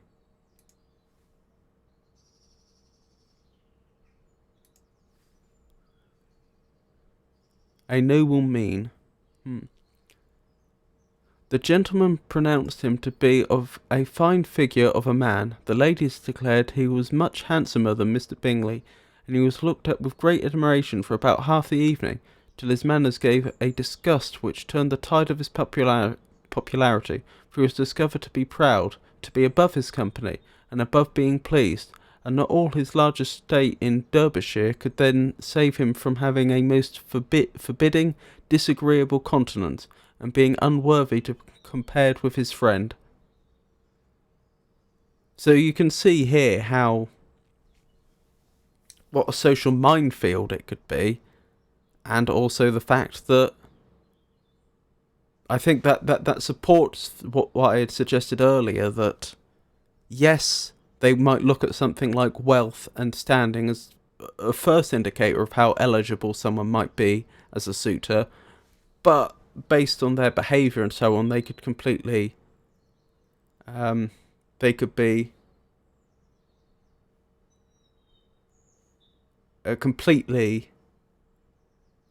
disregarded for that reason. Mr. Bingley had soon made himself acquainted with all the principal people in the room. He was lively and unreserved, danced every dance, was angry that the ball closed so early, and talked of giving one himself at Netherfield. Such amiable qualities must speak for themselves. What a contrast between him and his friend! Mr. Darcy danced only once with Mrs. Hurst and once with Miss Bingley. Declined being introduced to any other lady, and spent the rest of the evening in walking about the room, speaking occasionally to one of his own party. His character was decided. He was the proudest, most disagreeable man in the world, and everybody hoped that he would never come there again. Amongst the most violent against him was Mrs. Bennet. His dislike of his general behaviour was sharpened into particular resentment by his having slighted one of her daughters.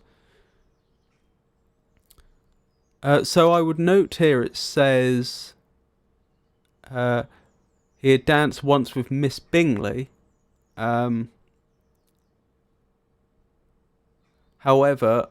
I believe it mentioned Mr. Bingley bringing several of his sisters with him. Just want to confirm that. His 5 sisters and a cousin. Now, the reason why that's not ambiguous, or probably isn't ambiguous, is because, as I understand it, in those times, Miss surname would be the eldest daughter of a family, and then all the other daughters would be Miss first name surname. So Miss Bingley is clearly the eldest sister of Mr. Bingley. And if we go back, the husband of the eldest is Mr. Bingley, his 2 sisters, the husband of the eldest. So therefore, Mr. Darcy must have been dancing with the eldest sister, who is also married. Which, I understand would have been perfectly normal at the time, although dances were considered a great social occasion to meet people with. The social get-togethers of the dancers themselves would have been seen as an opportunity for young men and women to meet, who may then pursue a romance. I don't think it's a case that the only people dancing would have been young people like that. I understand, the majority of the people that attend a dance would have been dancing, funnily enough. So that's not peculiar as far as my understanding goes. Mrs. Bennet, whose dislike of his general behaviour was sharpened in particular resentment by having slighted one of her daughters. Perhaps they're about to tell us about that slight, or perhaps it's just that he refused to dance with her. Elizabeth Bennet had been obliged by the scarcity of gentlemen to sit down for 2 dances, and during part of that time Mr. Darcy had been standing near enough for her to overhear a conversation between him and Mr. Bingley, who came from the dance for a few minutes to press his friend to join it. "Come, Darcy," said he, "I must have you dance. I hate to see you standing about by yourself in this stupid manner." "You had much better dance." "I certainly shall not. You know how I detest it, unless I am particularly acquainted with my partner. At such an assembly as this, it would be insupportable. Your sisters are engaged, and there is not another woman in the room whom it would not be a punishment to me to stand up with. So that would be the slight." "I would not be so fastidious as you are," cried Bingley. "For a kingdom, upon my honour, I never met with so many pleasant girls in my life as I have this evening, and there are several of them you see uncommonly pretty."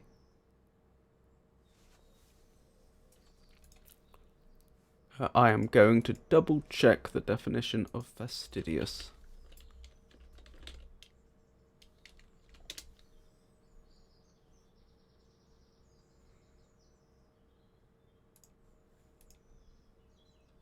Excessively particular, demanding, or fussy about details. That makes sense. "You are dancing with the only handsome girl in the room," said Mr. Darcy, looking at the eldest Miss Bennet. "Oh, she is the most beautiful creature I have ever beheld, but there is one of her sisters sitting down just behind you who is very pretty, and I dare say very agreeable. Do let me ask my partner to introduce you." "Which do you mean?" And turning round, he looked for a moment at Elizabeth, till catching her eye, he withdrew his own and coldly said, "She is tolerable, but not handsome enough to tempt me. I'm in no humour at present to give consequence to young ladies who are slighted by other men. You had better return to your partner and enjoy her smiles, for you are wasting your time with me." What a charming gentleman he is. "I'm in no humour at present to give consequence to young ladies who are slighted by other men." I'm not sure what that's a reference to, but perhaps it's because she's sitting down. He's assuming that other men refuse to dance with her, without acknowledging the fact that, as explained above, there weren't enough men in the room. Or perhaps this is some incident that hasn't been mentioned yet, or I've just forgotten about. Mr. Bingley followed his advice. Mr. Darcy walked off, and Elizabeth remained with no very cordial feelings towards him. She told the story, however, with great spirit among her friends, for she had a lively, playful disposition, which delighted in anything ridiculous. The evening altogether passed off pleasantly to the whole family. Mrs. Bennet had seen her eldest daughter much admired by the Netherfield party. Mr. Bingley had danced with her twice, and she had been distinguished by his sisters. Jane was as much gratified by this as her mother could be, though in a quieter way. Elizabeth felt Jane's pleasure. Mary had heard herself mentioned to Miss Bingley as the most accomplished girl in the neighbourhood, and Catherine and Lydia had been fortunate enough to be never without partners, which was all they had yet learnt to care for at a ball. They returned, therefore, in good spirits to Longbourn, the village where they lived, and of which they were the principal inhabitants. They found Mr. Bennet still up. With a book he was regardless of time, and on the present occasion he had a good deal of curiosity as to the event of an evening which had raised such splendid expectations. He had rather hoped that all his wife's views on the stranger would be disappointed, but he soon found that he had a very different story to hear. "Oh, my dear Mr. Bennet," as she entered the room, "we have had a most delightful evening, a most excellent ball. I wish you had been there. Jane was so admired. Nothing could be like it. Everybody said how well she looked, and Mr. Bingley thought her quite beautiful and danced with her twice. Only think of that, my dear. He had actually danced with her twice, and she was the only creature in the room that he had asked the second time. First of all, he asked Miss Lucas. I was so vexed to see him stand up with her. But, however, he did not admire her at all. Indeed, nobody can, you know. and he seemed quite struck with Jane as she was going down the dance. So he inquired who she was and got introduced, and asked her for the next two. Then the 2/3 he danced with Miss King, and the 2/4 with Maria Lucas, and the 2/5 with Jane again, and the 2/6 with Lizzie and the Belanger. I'm not sure what that is a reference to. If he had any compassion for me, cried her husband impatiently, he would not have danced half so much. For God's sake, say no more of his partners, only that he had sprained his ankle in the first dance. Oh, my dear, continued Mrs. Bennet, I'm quite delighted with him. He is so excessively handsome, and his friends are charming women. I never in my life saw anything more elegant than their dresses. I dare say the lace upon Mrs. Hurst's gown. Here she was interrupted again. Mr. Bennet protested against any description of finery. She was therefore obliged to seek another branch of the subject, and related, with much bitterness of the spirit, and some exaggeration, the shocking rudeness of Mr. Darcy.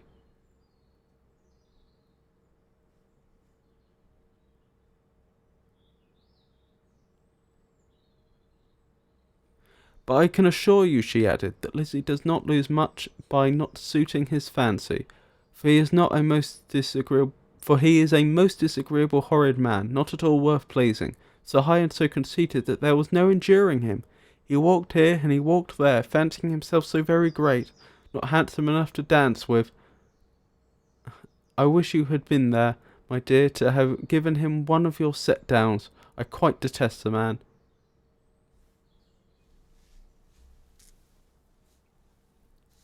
So, that's the first 3 chapters. I think that's a reasonable point to stop with Pride and Prejudice tonight. Certainly, I found those chapters very interesting and very illuminating. Thoughts in chat?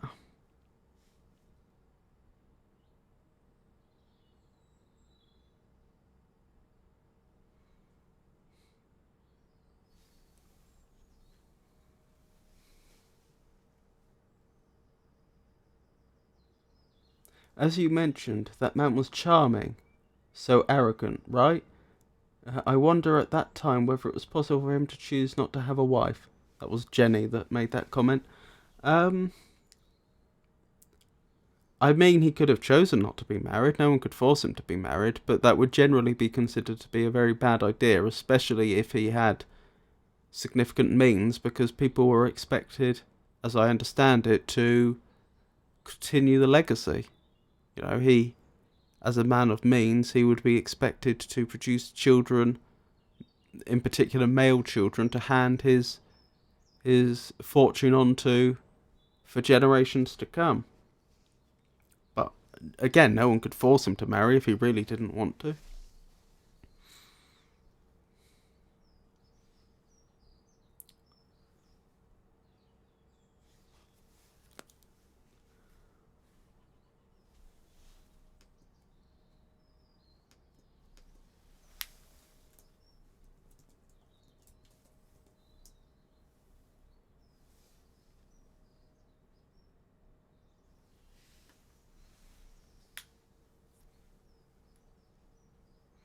So, Jenny, I raised this question because it was obvious that he looked down upon the women's family when he met them. The woman's family when he met them. To be honest, although he certainly had a arrogant disposition, it wasn't entirely clear to me for what reason he was behaving that way. I'm not sure if he was looking down on her family, but simply because presumably he must have known who the family were, I suppose.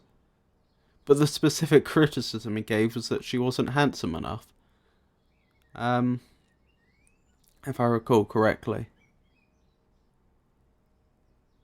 But of course, we don't yet know what his thoughts and feelings were. It could be that he's very shy and that's the way he deals with it. For example, that may not be the case, but it would certainly explain why he made a point about only dancing with people he's very well acquainted with.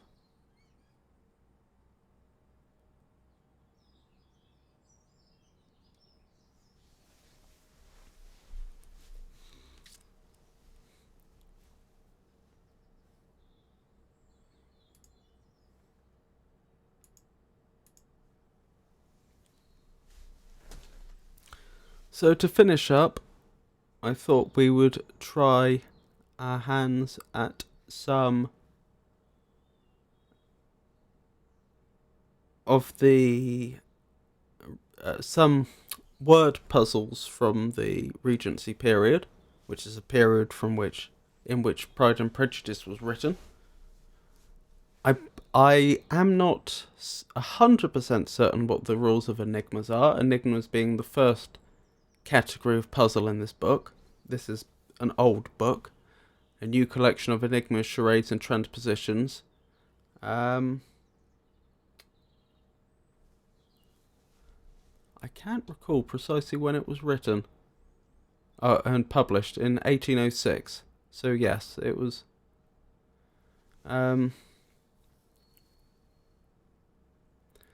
It's certainly fairly old.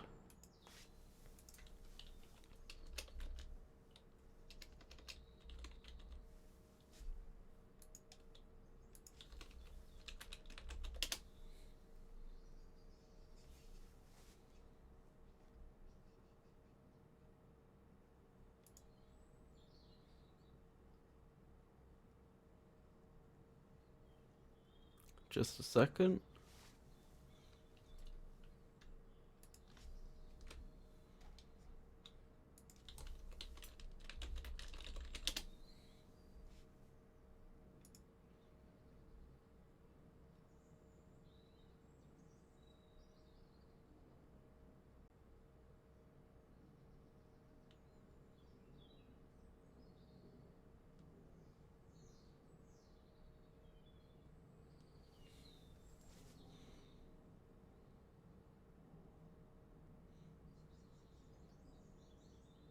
So this definitely makes it Georgian. I'm just wondering if it's Regency.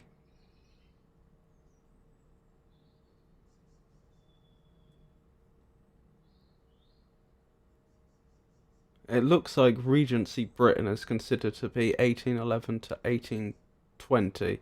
So this would have been just pre-Regency. But this is definitely Georgian. And again, this would... when was Pride and Prejudice published?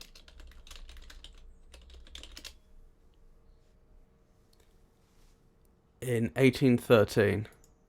So yes, this is actually slightly before then. But anyway. As I was saying, I'm not entirely certain what the rules are for these, for enigmas specifically, but having had a quick look through, I'm guessing enigmas specifically work like riddles, as opposed to, for example, charades, which unlike today where you would act out what you're doing, there were particular rules about how you would use words to describe other words, which we will get onto at some point, possibly not tonight. But we'll work it out. So, the first one. What creature's that, in Britain never rare, which two males its mystic being owes, start not, nor stand aghast, ye beauteous fair, my verse no hideous, impious monster shows. 'Tis what your lovely selves resemble most, in shape, complexion, features, air, and mean. Or each brisk mage, each celebrated toast, view oft with ardent wishes, well I ween, emblem of purity, in white arrayed, some seem to think it versed in magic art, with glee approach it, their desires to aid, as though by touch success it could impart. Fond fancy this, however the truth to owe, it yields the most exalted bliss below, to brutes and angels equally unknown. 'Tis all of heaven that mortals here can know. Yet of this earthly bliss the short-lived lot, for ever... I wonder what that's a contraction of.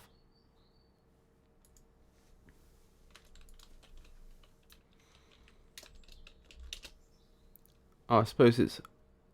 I'm not sure what that's a contraction of.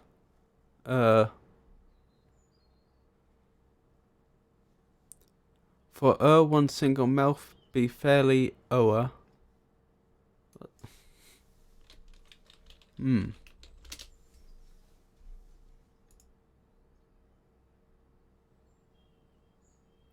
Contraction of over.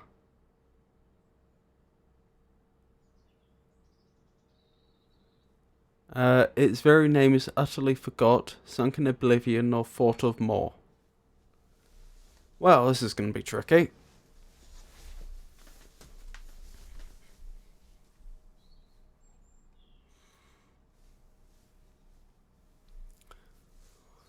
So, what creatures that in Britain never rare, which two males its mystic being owes, start not nor stand aghast, ye beauteous fair, my verse no hideous impious monster shows. 'Tis what your lovely selves resemble most, in shape, complexion, features, air, and mien, or each brisk maid, each celebrated toast, views oft with ardent wishes well I ween. Emblem of purity and white arrayed, well that sounds like a bride. Some seem to think it versed in magic art, with glee approach it, their desires to aid, as though by touch success it could impart. Fond fancy this, however the truth to owe, it yields the most exalted bliss below. To brutes and angels equally unknown, 'tis all of heaven that mortals here can know. Yet of this earthly bliss the short-lived lot, for ever one single mouth be fairly over, perhaps? That's what it's trying to say, although that's not how you spell ever.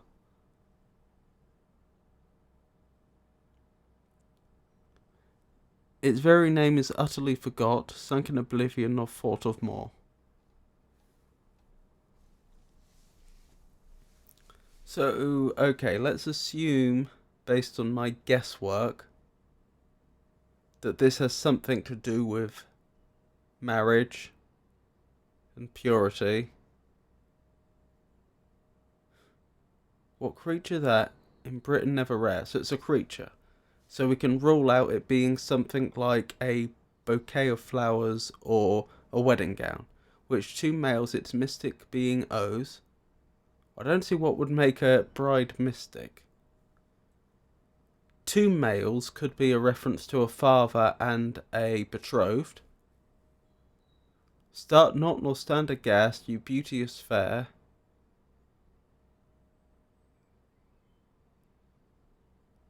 Start not, you beauteous fair, nor stand aghast, ye beauteous fair. Well, ye is obviously thee. That's due to, that's actually a, that's actually due to, the fact that the character that we now represent with TH used to be, I think it was Thorn, which is a, Celtic character, if I remember. No, was it? No, a Norse character, I think. Which happens to look a bit like a Y, so ye is just thee. The beauteous fair, my verse no hideous impious monster shows.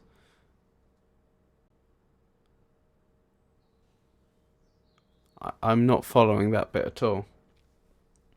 'Tis what your lovely selves resemble most, in shape, complexion, features, air, and mien.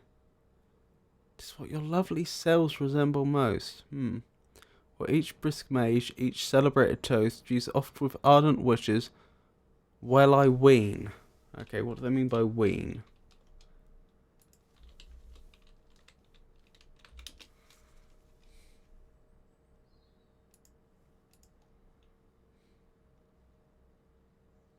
Doubt, conjecture, to suppose, to imagine, to think, to believe.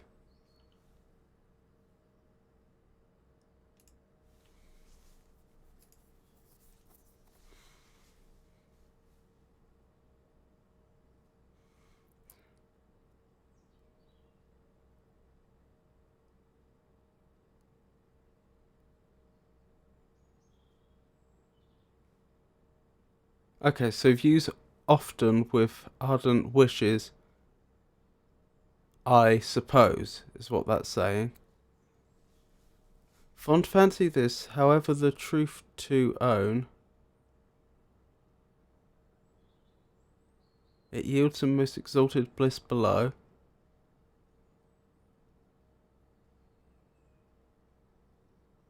To brutes and angels equally unknown.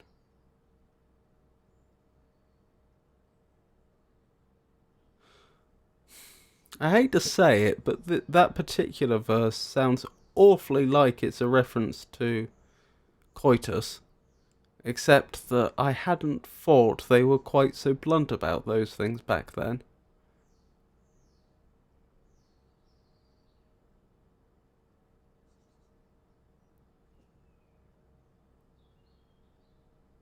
To brutes and angels equally unknown. Well, that would be unknown to angels, because in proper Christian theology, they're supposed to be genderless creatures, sexless creatures, even.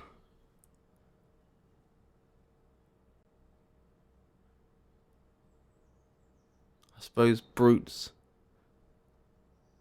That following that hypothesis, brutes, I suppose, would make sense if you assume that brutes would remain unmarried. 'Tis all of heaven that mortals here can know. That's the best I can think of.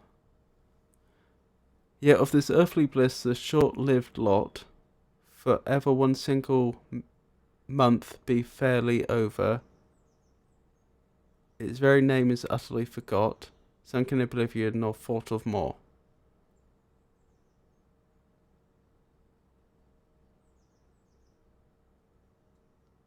Could that be a reference to a honeymoon?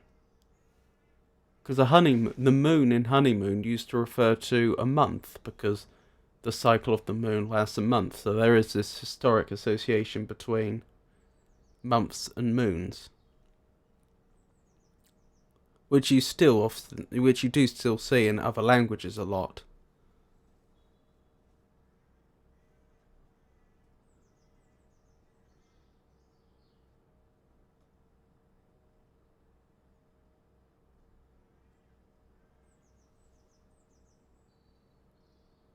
So I suppose this could also be a reference to a honeymoon. Although again, the yield to most exalted bliss below does sound a good deal more um, a good deal more on the nose than I would have expected from this period.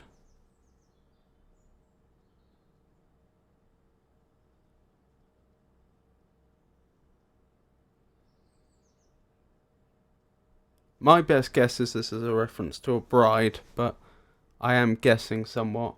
Thoughts, chat?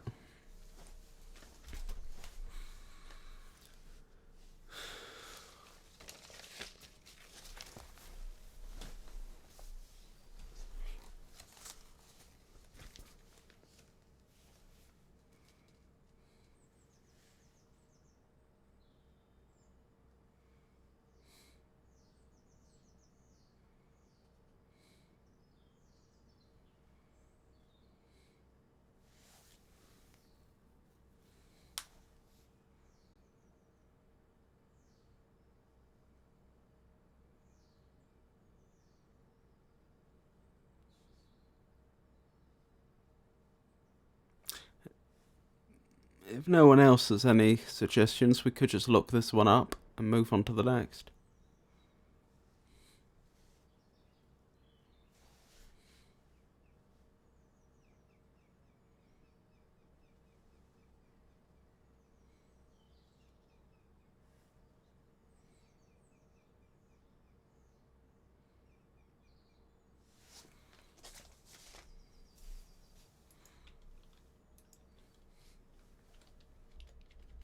Okay, let's look this one up then.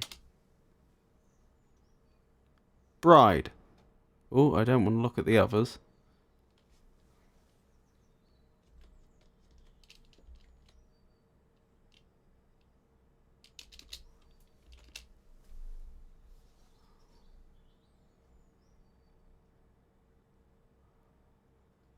Right, number 2. Hopefully this will be an easy one. A word of one syllable, easy and short, read backwards and forwards the same. Okay, it's a palindrome of one syllable. It expresses the sentiments warm from the heart, and to beauty lays principal claim. It expresses the sentiments warm from the heart, and to beauty lays principal claim.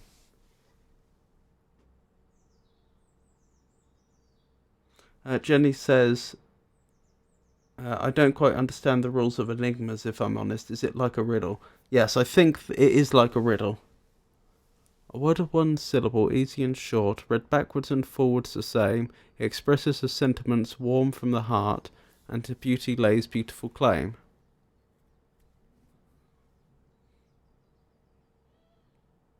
Unfortunately, I think I accidentally saw what the answer to that one is. So I won't spoil it if chat wants to have a guess.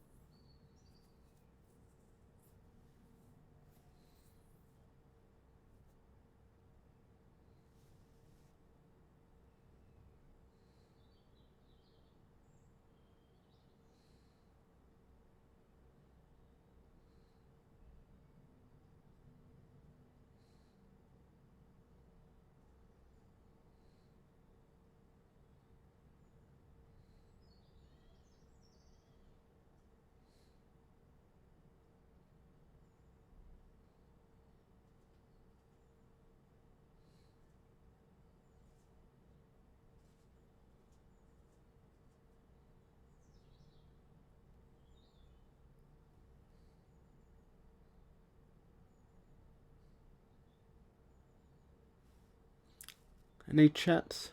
Any guesses, chat?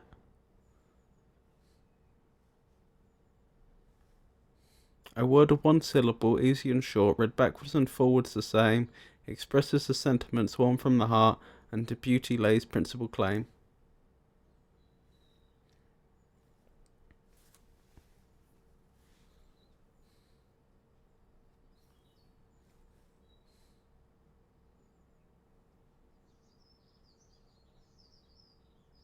Well, I'll just say it then. I think I accidentally saw that the answer was I. That's certainly a one-syllable palindrome, which suggests that I'm on the right lines, and expresses the sentiments warm from the heart. I suppose that's a reference to the fact that when you have strong emotions, that you can see it in your eyes, and to beauty lays principal claim, because it's through the eyes that you see beautiful things. So let's check and see if I'm right, and then we'll move on to the next one. This time I'll be a lot more careful about accidentally revealing too many at a time, though.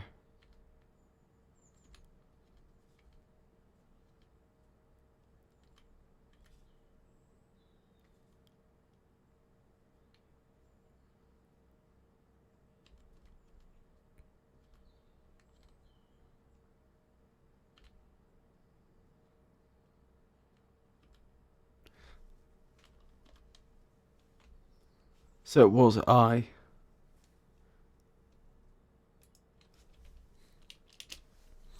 Right, let's try a third one.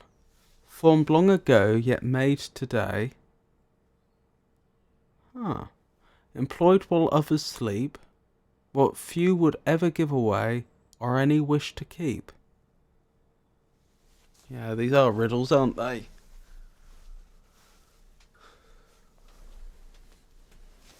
Formed long ago and yet made today. Employed while others sleep. What others would ever give away. What few would ever give away, or any wish to keep.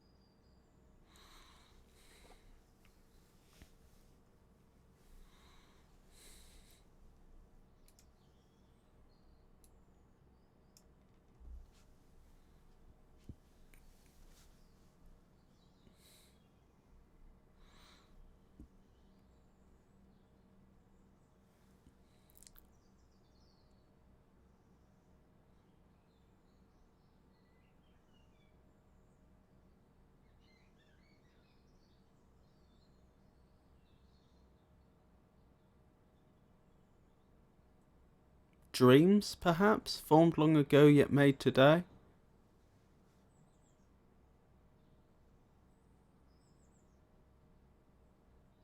But what employed while others sleep mean?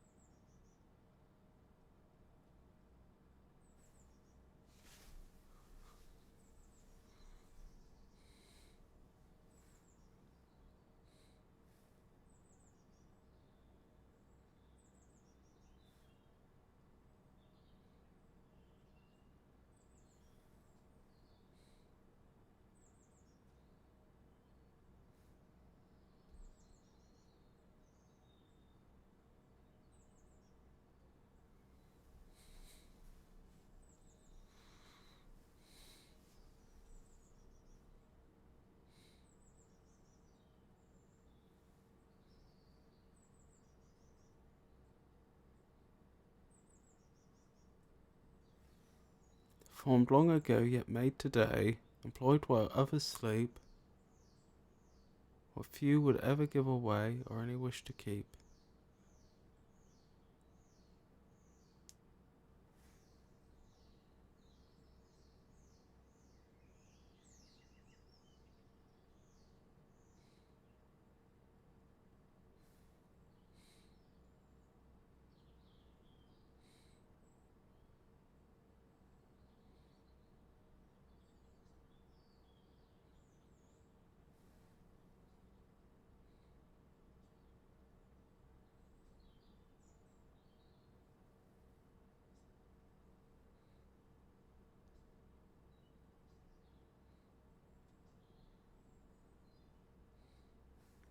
Thoughts, chat?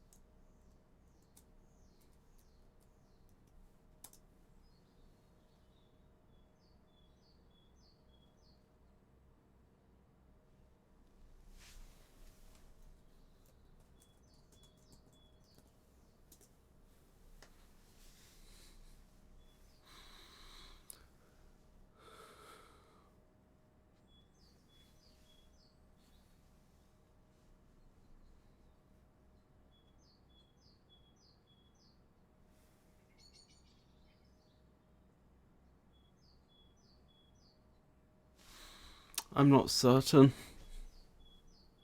I don't want to give up though.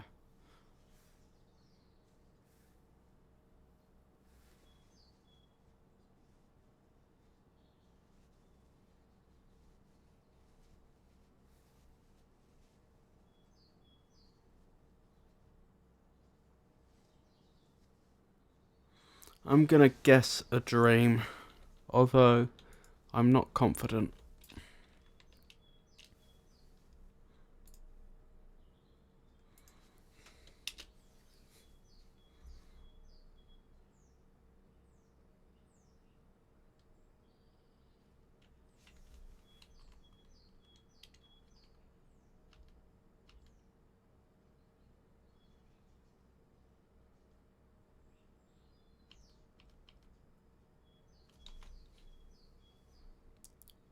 A bed.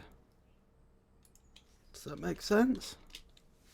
Formed long ago yet made today. That makes sense because you build a bed a long time ago, but you've made your bed today, employed while others sleep. Well, that's true, although the others part is a bit misleading. It's employed when you sleep as well. But okay, that makes sense. What few would ever give away makes sense, or any wish to keep. I don't understand that. Does keep your bed have some meaning that I'm not familiar with?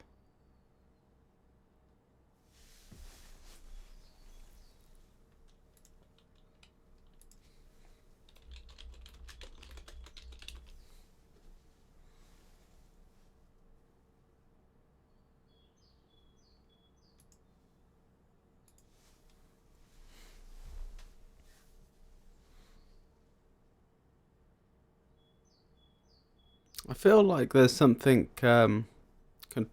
contextual that I'm missing here. Perhaps something that's changed about the language?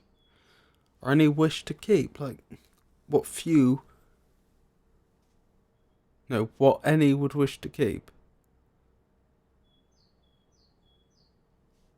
What few would ever give away, or any wish to keep.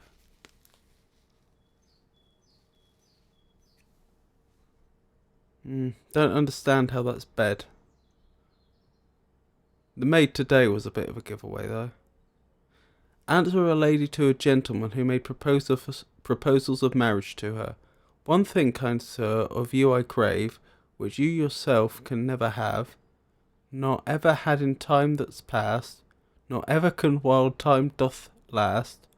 Yet if you love me, as you say, pray give it to me, I'm sure you may.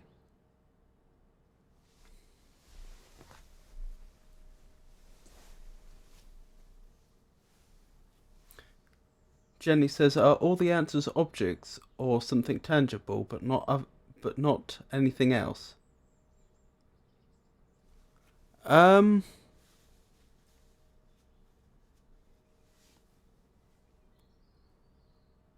don't know. It certainly could be something tangible. Whether it could be something intangible, like say love, I'm not sure. One thing, kind sir, of Jenny also says is for a ring. One thing, kind sir, of you I crave, which you yourself can never have. I don't see why a person could never have a ring. If it is not specified, then the answers can be controversial. Yep, but I think part of this is us learning the rules, because I think people at the time would have known what the rules of enigmas were, and we just don't, and so presumably the more we do, the better we'll get. So, I'm dubious that it would be ring, because I don't see why a person couldn't have a ring. One thing, kind sir, of you I crave, which you yourself can never have, not ever had in time that's past, not ever can while time doth last. So, you could never have it, you never could have it, you never will have it, yet if you love me, as you say, pray give it to me, I'm sure you may.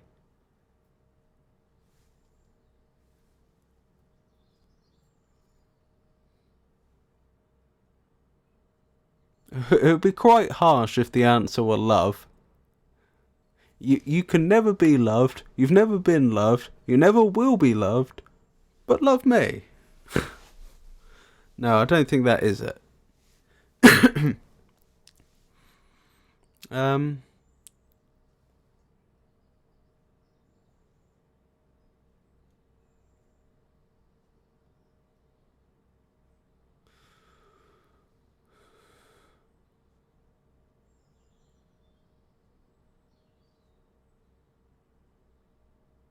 See, the fact that he can never have it makes me strongly suspect that the answer to this one isn't a tangible object, because you'd assume any tangible object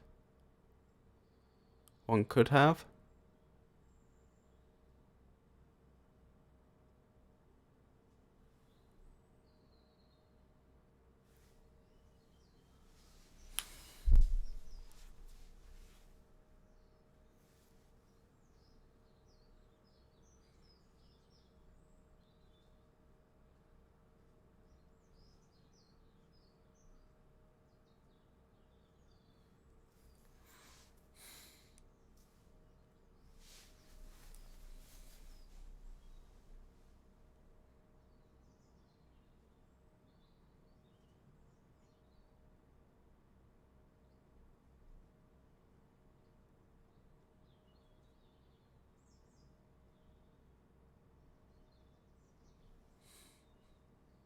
Also, it's something that he can never have, but he can give. Again, that suggests to me that it's not an object.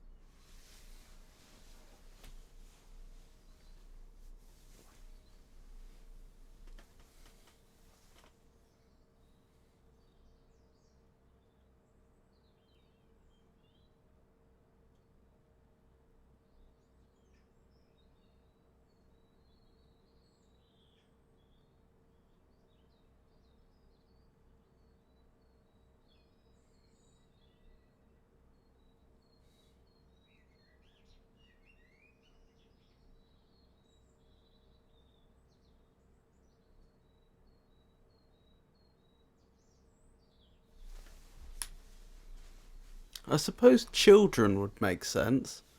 Although again, that seems like a bit of a coarse reference for the times.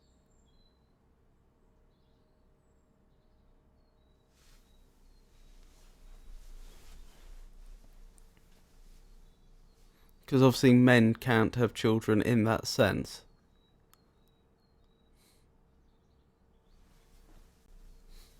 I just feel like the answer's probably cleverer than that.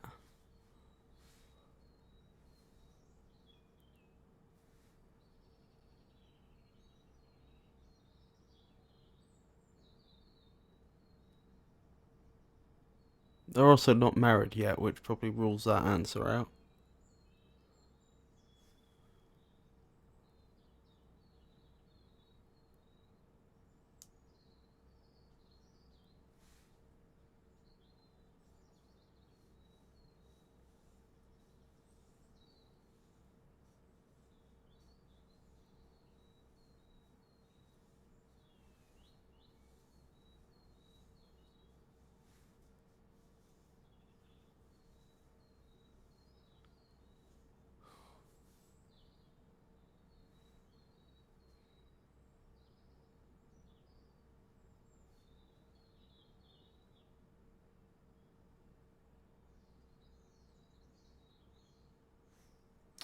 Any guesses, chat, or shall we look it up?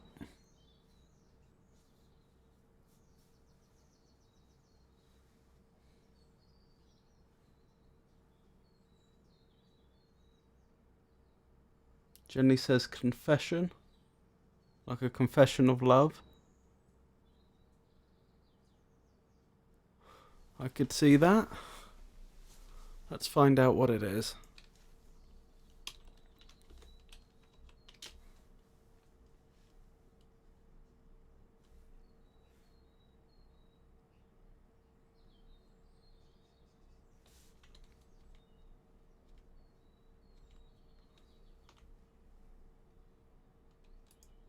Husband.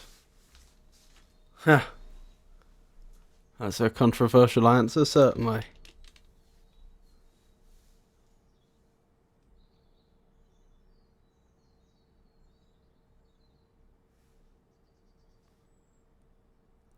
Clearly, we're not thinking like good Georgian Christians. Number 5. Pray ladies, who in seeming wit delight, say what's invisible yet never out of sight.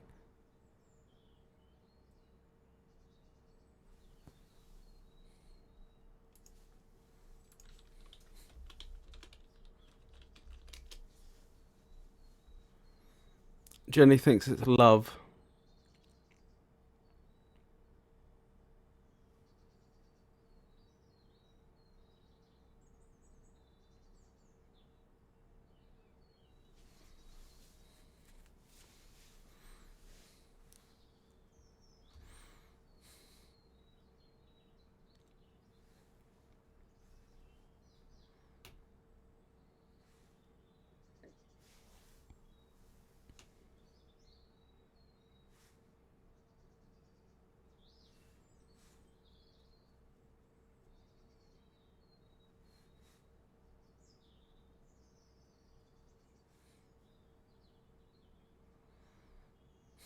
Pray ladies who in seeming wit delight, say what is invisible yet never out of sight. What would they mean by seeming wit?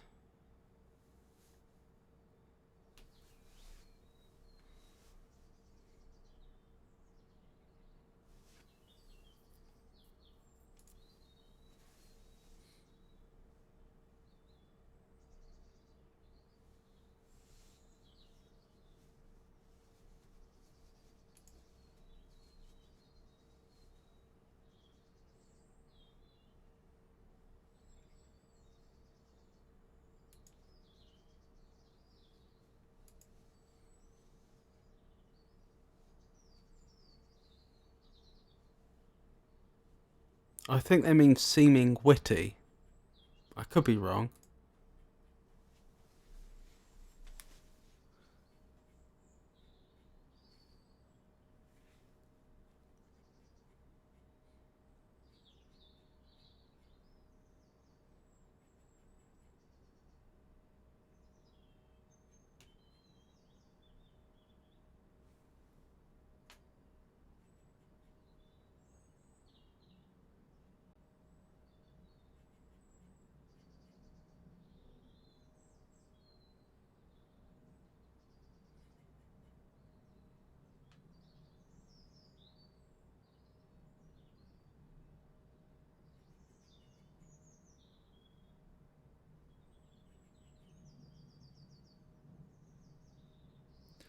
When seeming wit delight, say what's invisible yet never out of sight.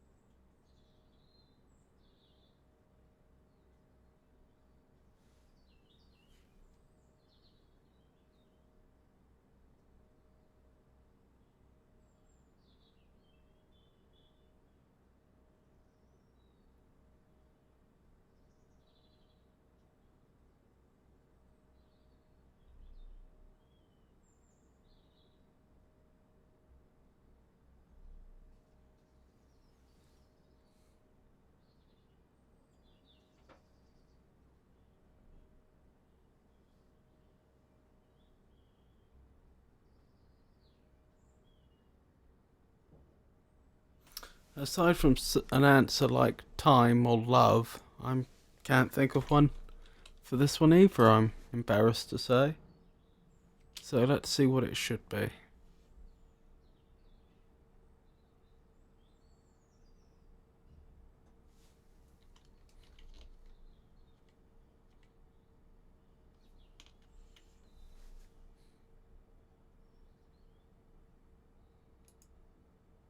The letter I.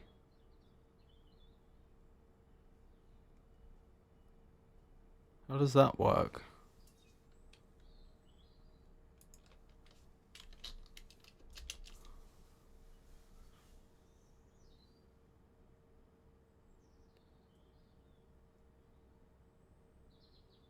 I don't get it.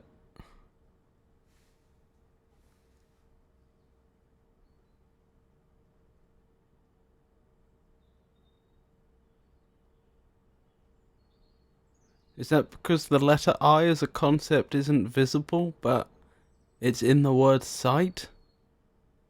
Because if so, that's not very impressive.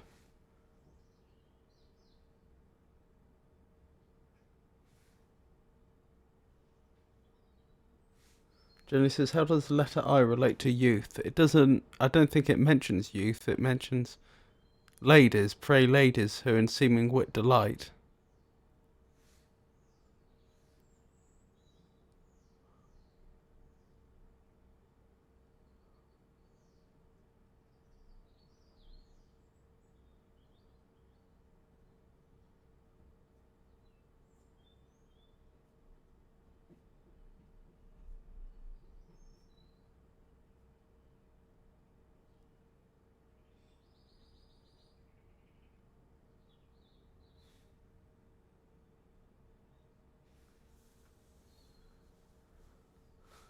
Jenny says, oh sorry, we're still talking about 5. No worries. I don't understand 5. Let's have a look at 6. Ooh. Okay. In youth exalted high in air, or bathing in the waters fair, nature to form me took delight, and clad my body all in white, my person tall and slender waist, on either side with fringes graced, till me that tyrant man espied, and dragged me from my mother's side. No wonder now I look so thin, he stripped me to my very skin, my skin he flayed, my hair he cropped, at head and foot my body lopped, and then with heart more hard than stone, he picked my marrow from my bone, or from the bone. He oft employs me in disguise, and makes me tell 10,000 lies. From me no secret he can hide. I see his vanity and pride, and my delight is to expose his follies to his greatest foes. All languages I can command, yet not a word I understand. Without my aid, the best divine in learning would not know a line. The lawyer must forget his pleading, the scholar could not show his reading.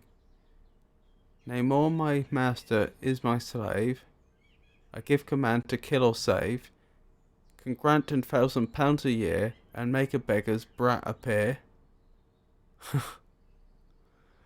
But while I thus my life relate, I only hasten on my fate.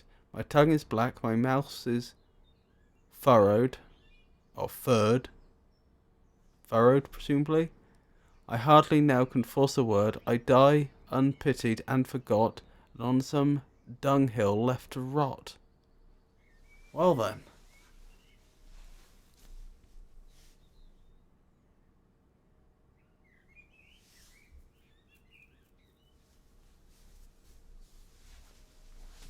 Jenny says, wait, I means myself, and what other meanings? Yes, but the answer specifically said the letter I. I feel like there's something there I'm missing. So let's look at this one again. In youth exalted high in air, or bathing in the waters fair, nature to form me took delight, and clad my body all in white. My person tall and slender waist, on either side with fringes graced. Not sure what they mean by fringes in that sense. till that tyrant man espied and dragged me from my mother's side. That's interesting. No wonder now I look so thin. He stripped me to my very skin. My skin he flayed, my hair he cropped. At head and foot my body lopped, and then with heart more hard than stone, he picked my marrow from the bone. He oft employs me in disguise, and makes me tell 10,000 lies. From me no secret he can hide. I see his vanity and pride, and my delight is to expose his follies to his greatest foes. All languages I command, yet not a word I understand. Without my aid the best divine in learning would not know a line. The lawyer must forget his pleading, the scholar could not show his reading. Nay more, my master is my slave. I give command to kill or save, can grant £10,000 a year, and make a beggar's brat appear. But while I thus my life relate, I only hasten on my fate. My tongue is black, my mouth is furrowed, I'm assuming furrowed. I hardly now can force a word. I die unpitied and forgot, and on some dunghill left to rot.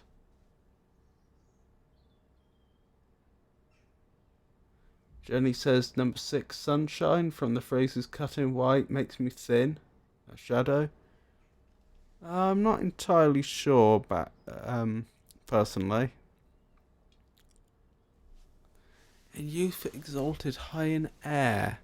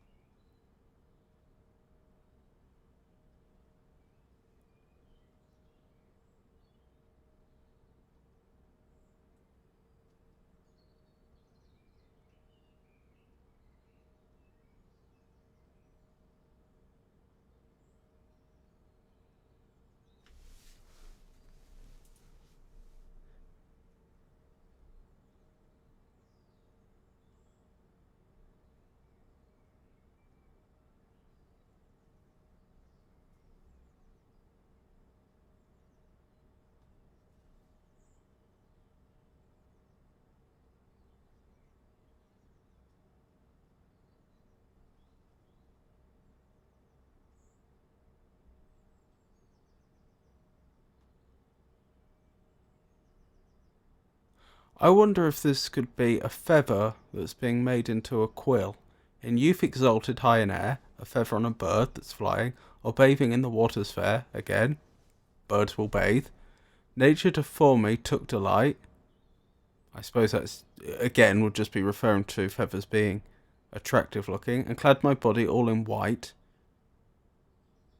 Well, that seems more specific than any old feather, but it's still possible. My person tall and slender waist. Yes. On either side with fringes graced. Again, I'm not sure what that's referring to, but I wouldn't say that's necessarily inconsistent with a feather. Till me that tyrant man espied, and dragged me from my mother's side, plucked the feather. No wonder now I look so thin. He stripped me to my very skin. My skin he flayed, my hair he cropped, and head and foot my body lopped. That sounds like the preparation of a feather, although I must admit I'm not entirely sure what they would and wouldn't do to turn a feather into a quill. And then with heart more hard than stone, he picked my marrow from my bone. Well, you presumably, would you do that with a quill? Would you hollow it out?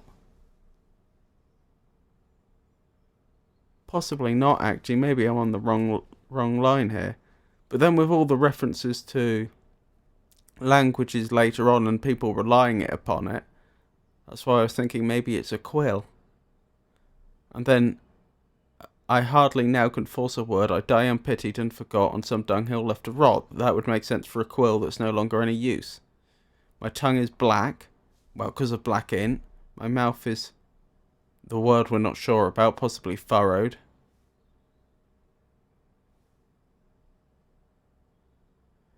It would figure with all this stuff as well, because the right words could do anything, as well as telling 10,000 lies.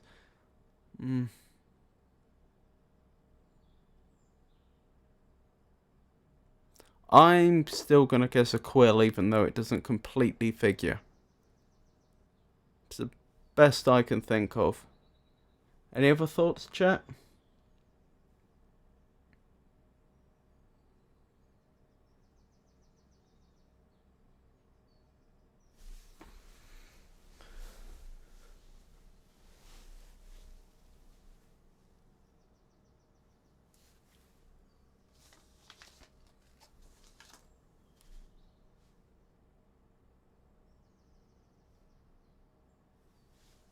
Or shall we just look it up?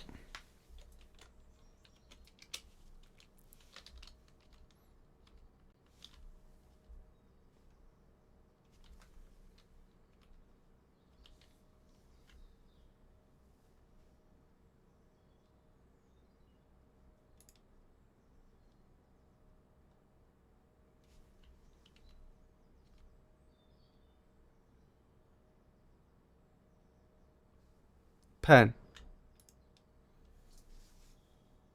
I mean, that figures. I assume by pen they do actually mean a quill.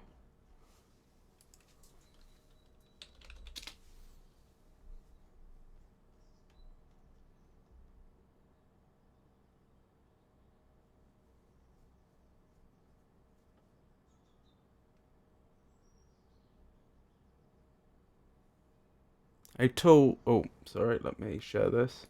Pen. A tool originally made from a feather, but now usually a small tubular instrument containing ink used to write on or make marks. Okay, so I'm guessing the pen was actually probably a development beyond just being a quill. Perhaps it's some intermediate between what nowadays we'd think of as a pen and what we'd think of as a quill. That makes a lot of sense. Yeah, I think Jenny says pen, very close to quill, isn't it? I reckon that the reason for my confusion before, when I was saying some of the lines don't quite fit, because you wouldn't usually hollow out a quill, would you? I reckon that was because they had some, as I say, intermediate between a modern pen and a quill, which they called a pen, and until this moment I didn't know about. So while I wasn't quite right, I'd say I was certainly on the right lines. I was as close as I could have been without knowing something that I didn't already know.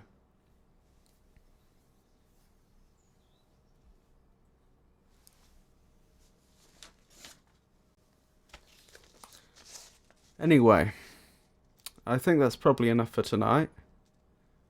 I enjoyed it. I don't know about those of you in chat. On regarding my schedule, on Friday from 4 till 7, I will be doing RimWorld. Next Monday, I will be doing some more Monkey Island, and then on Wednesday, we will probably be returning to something along these lines.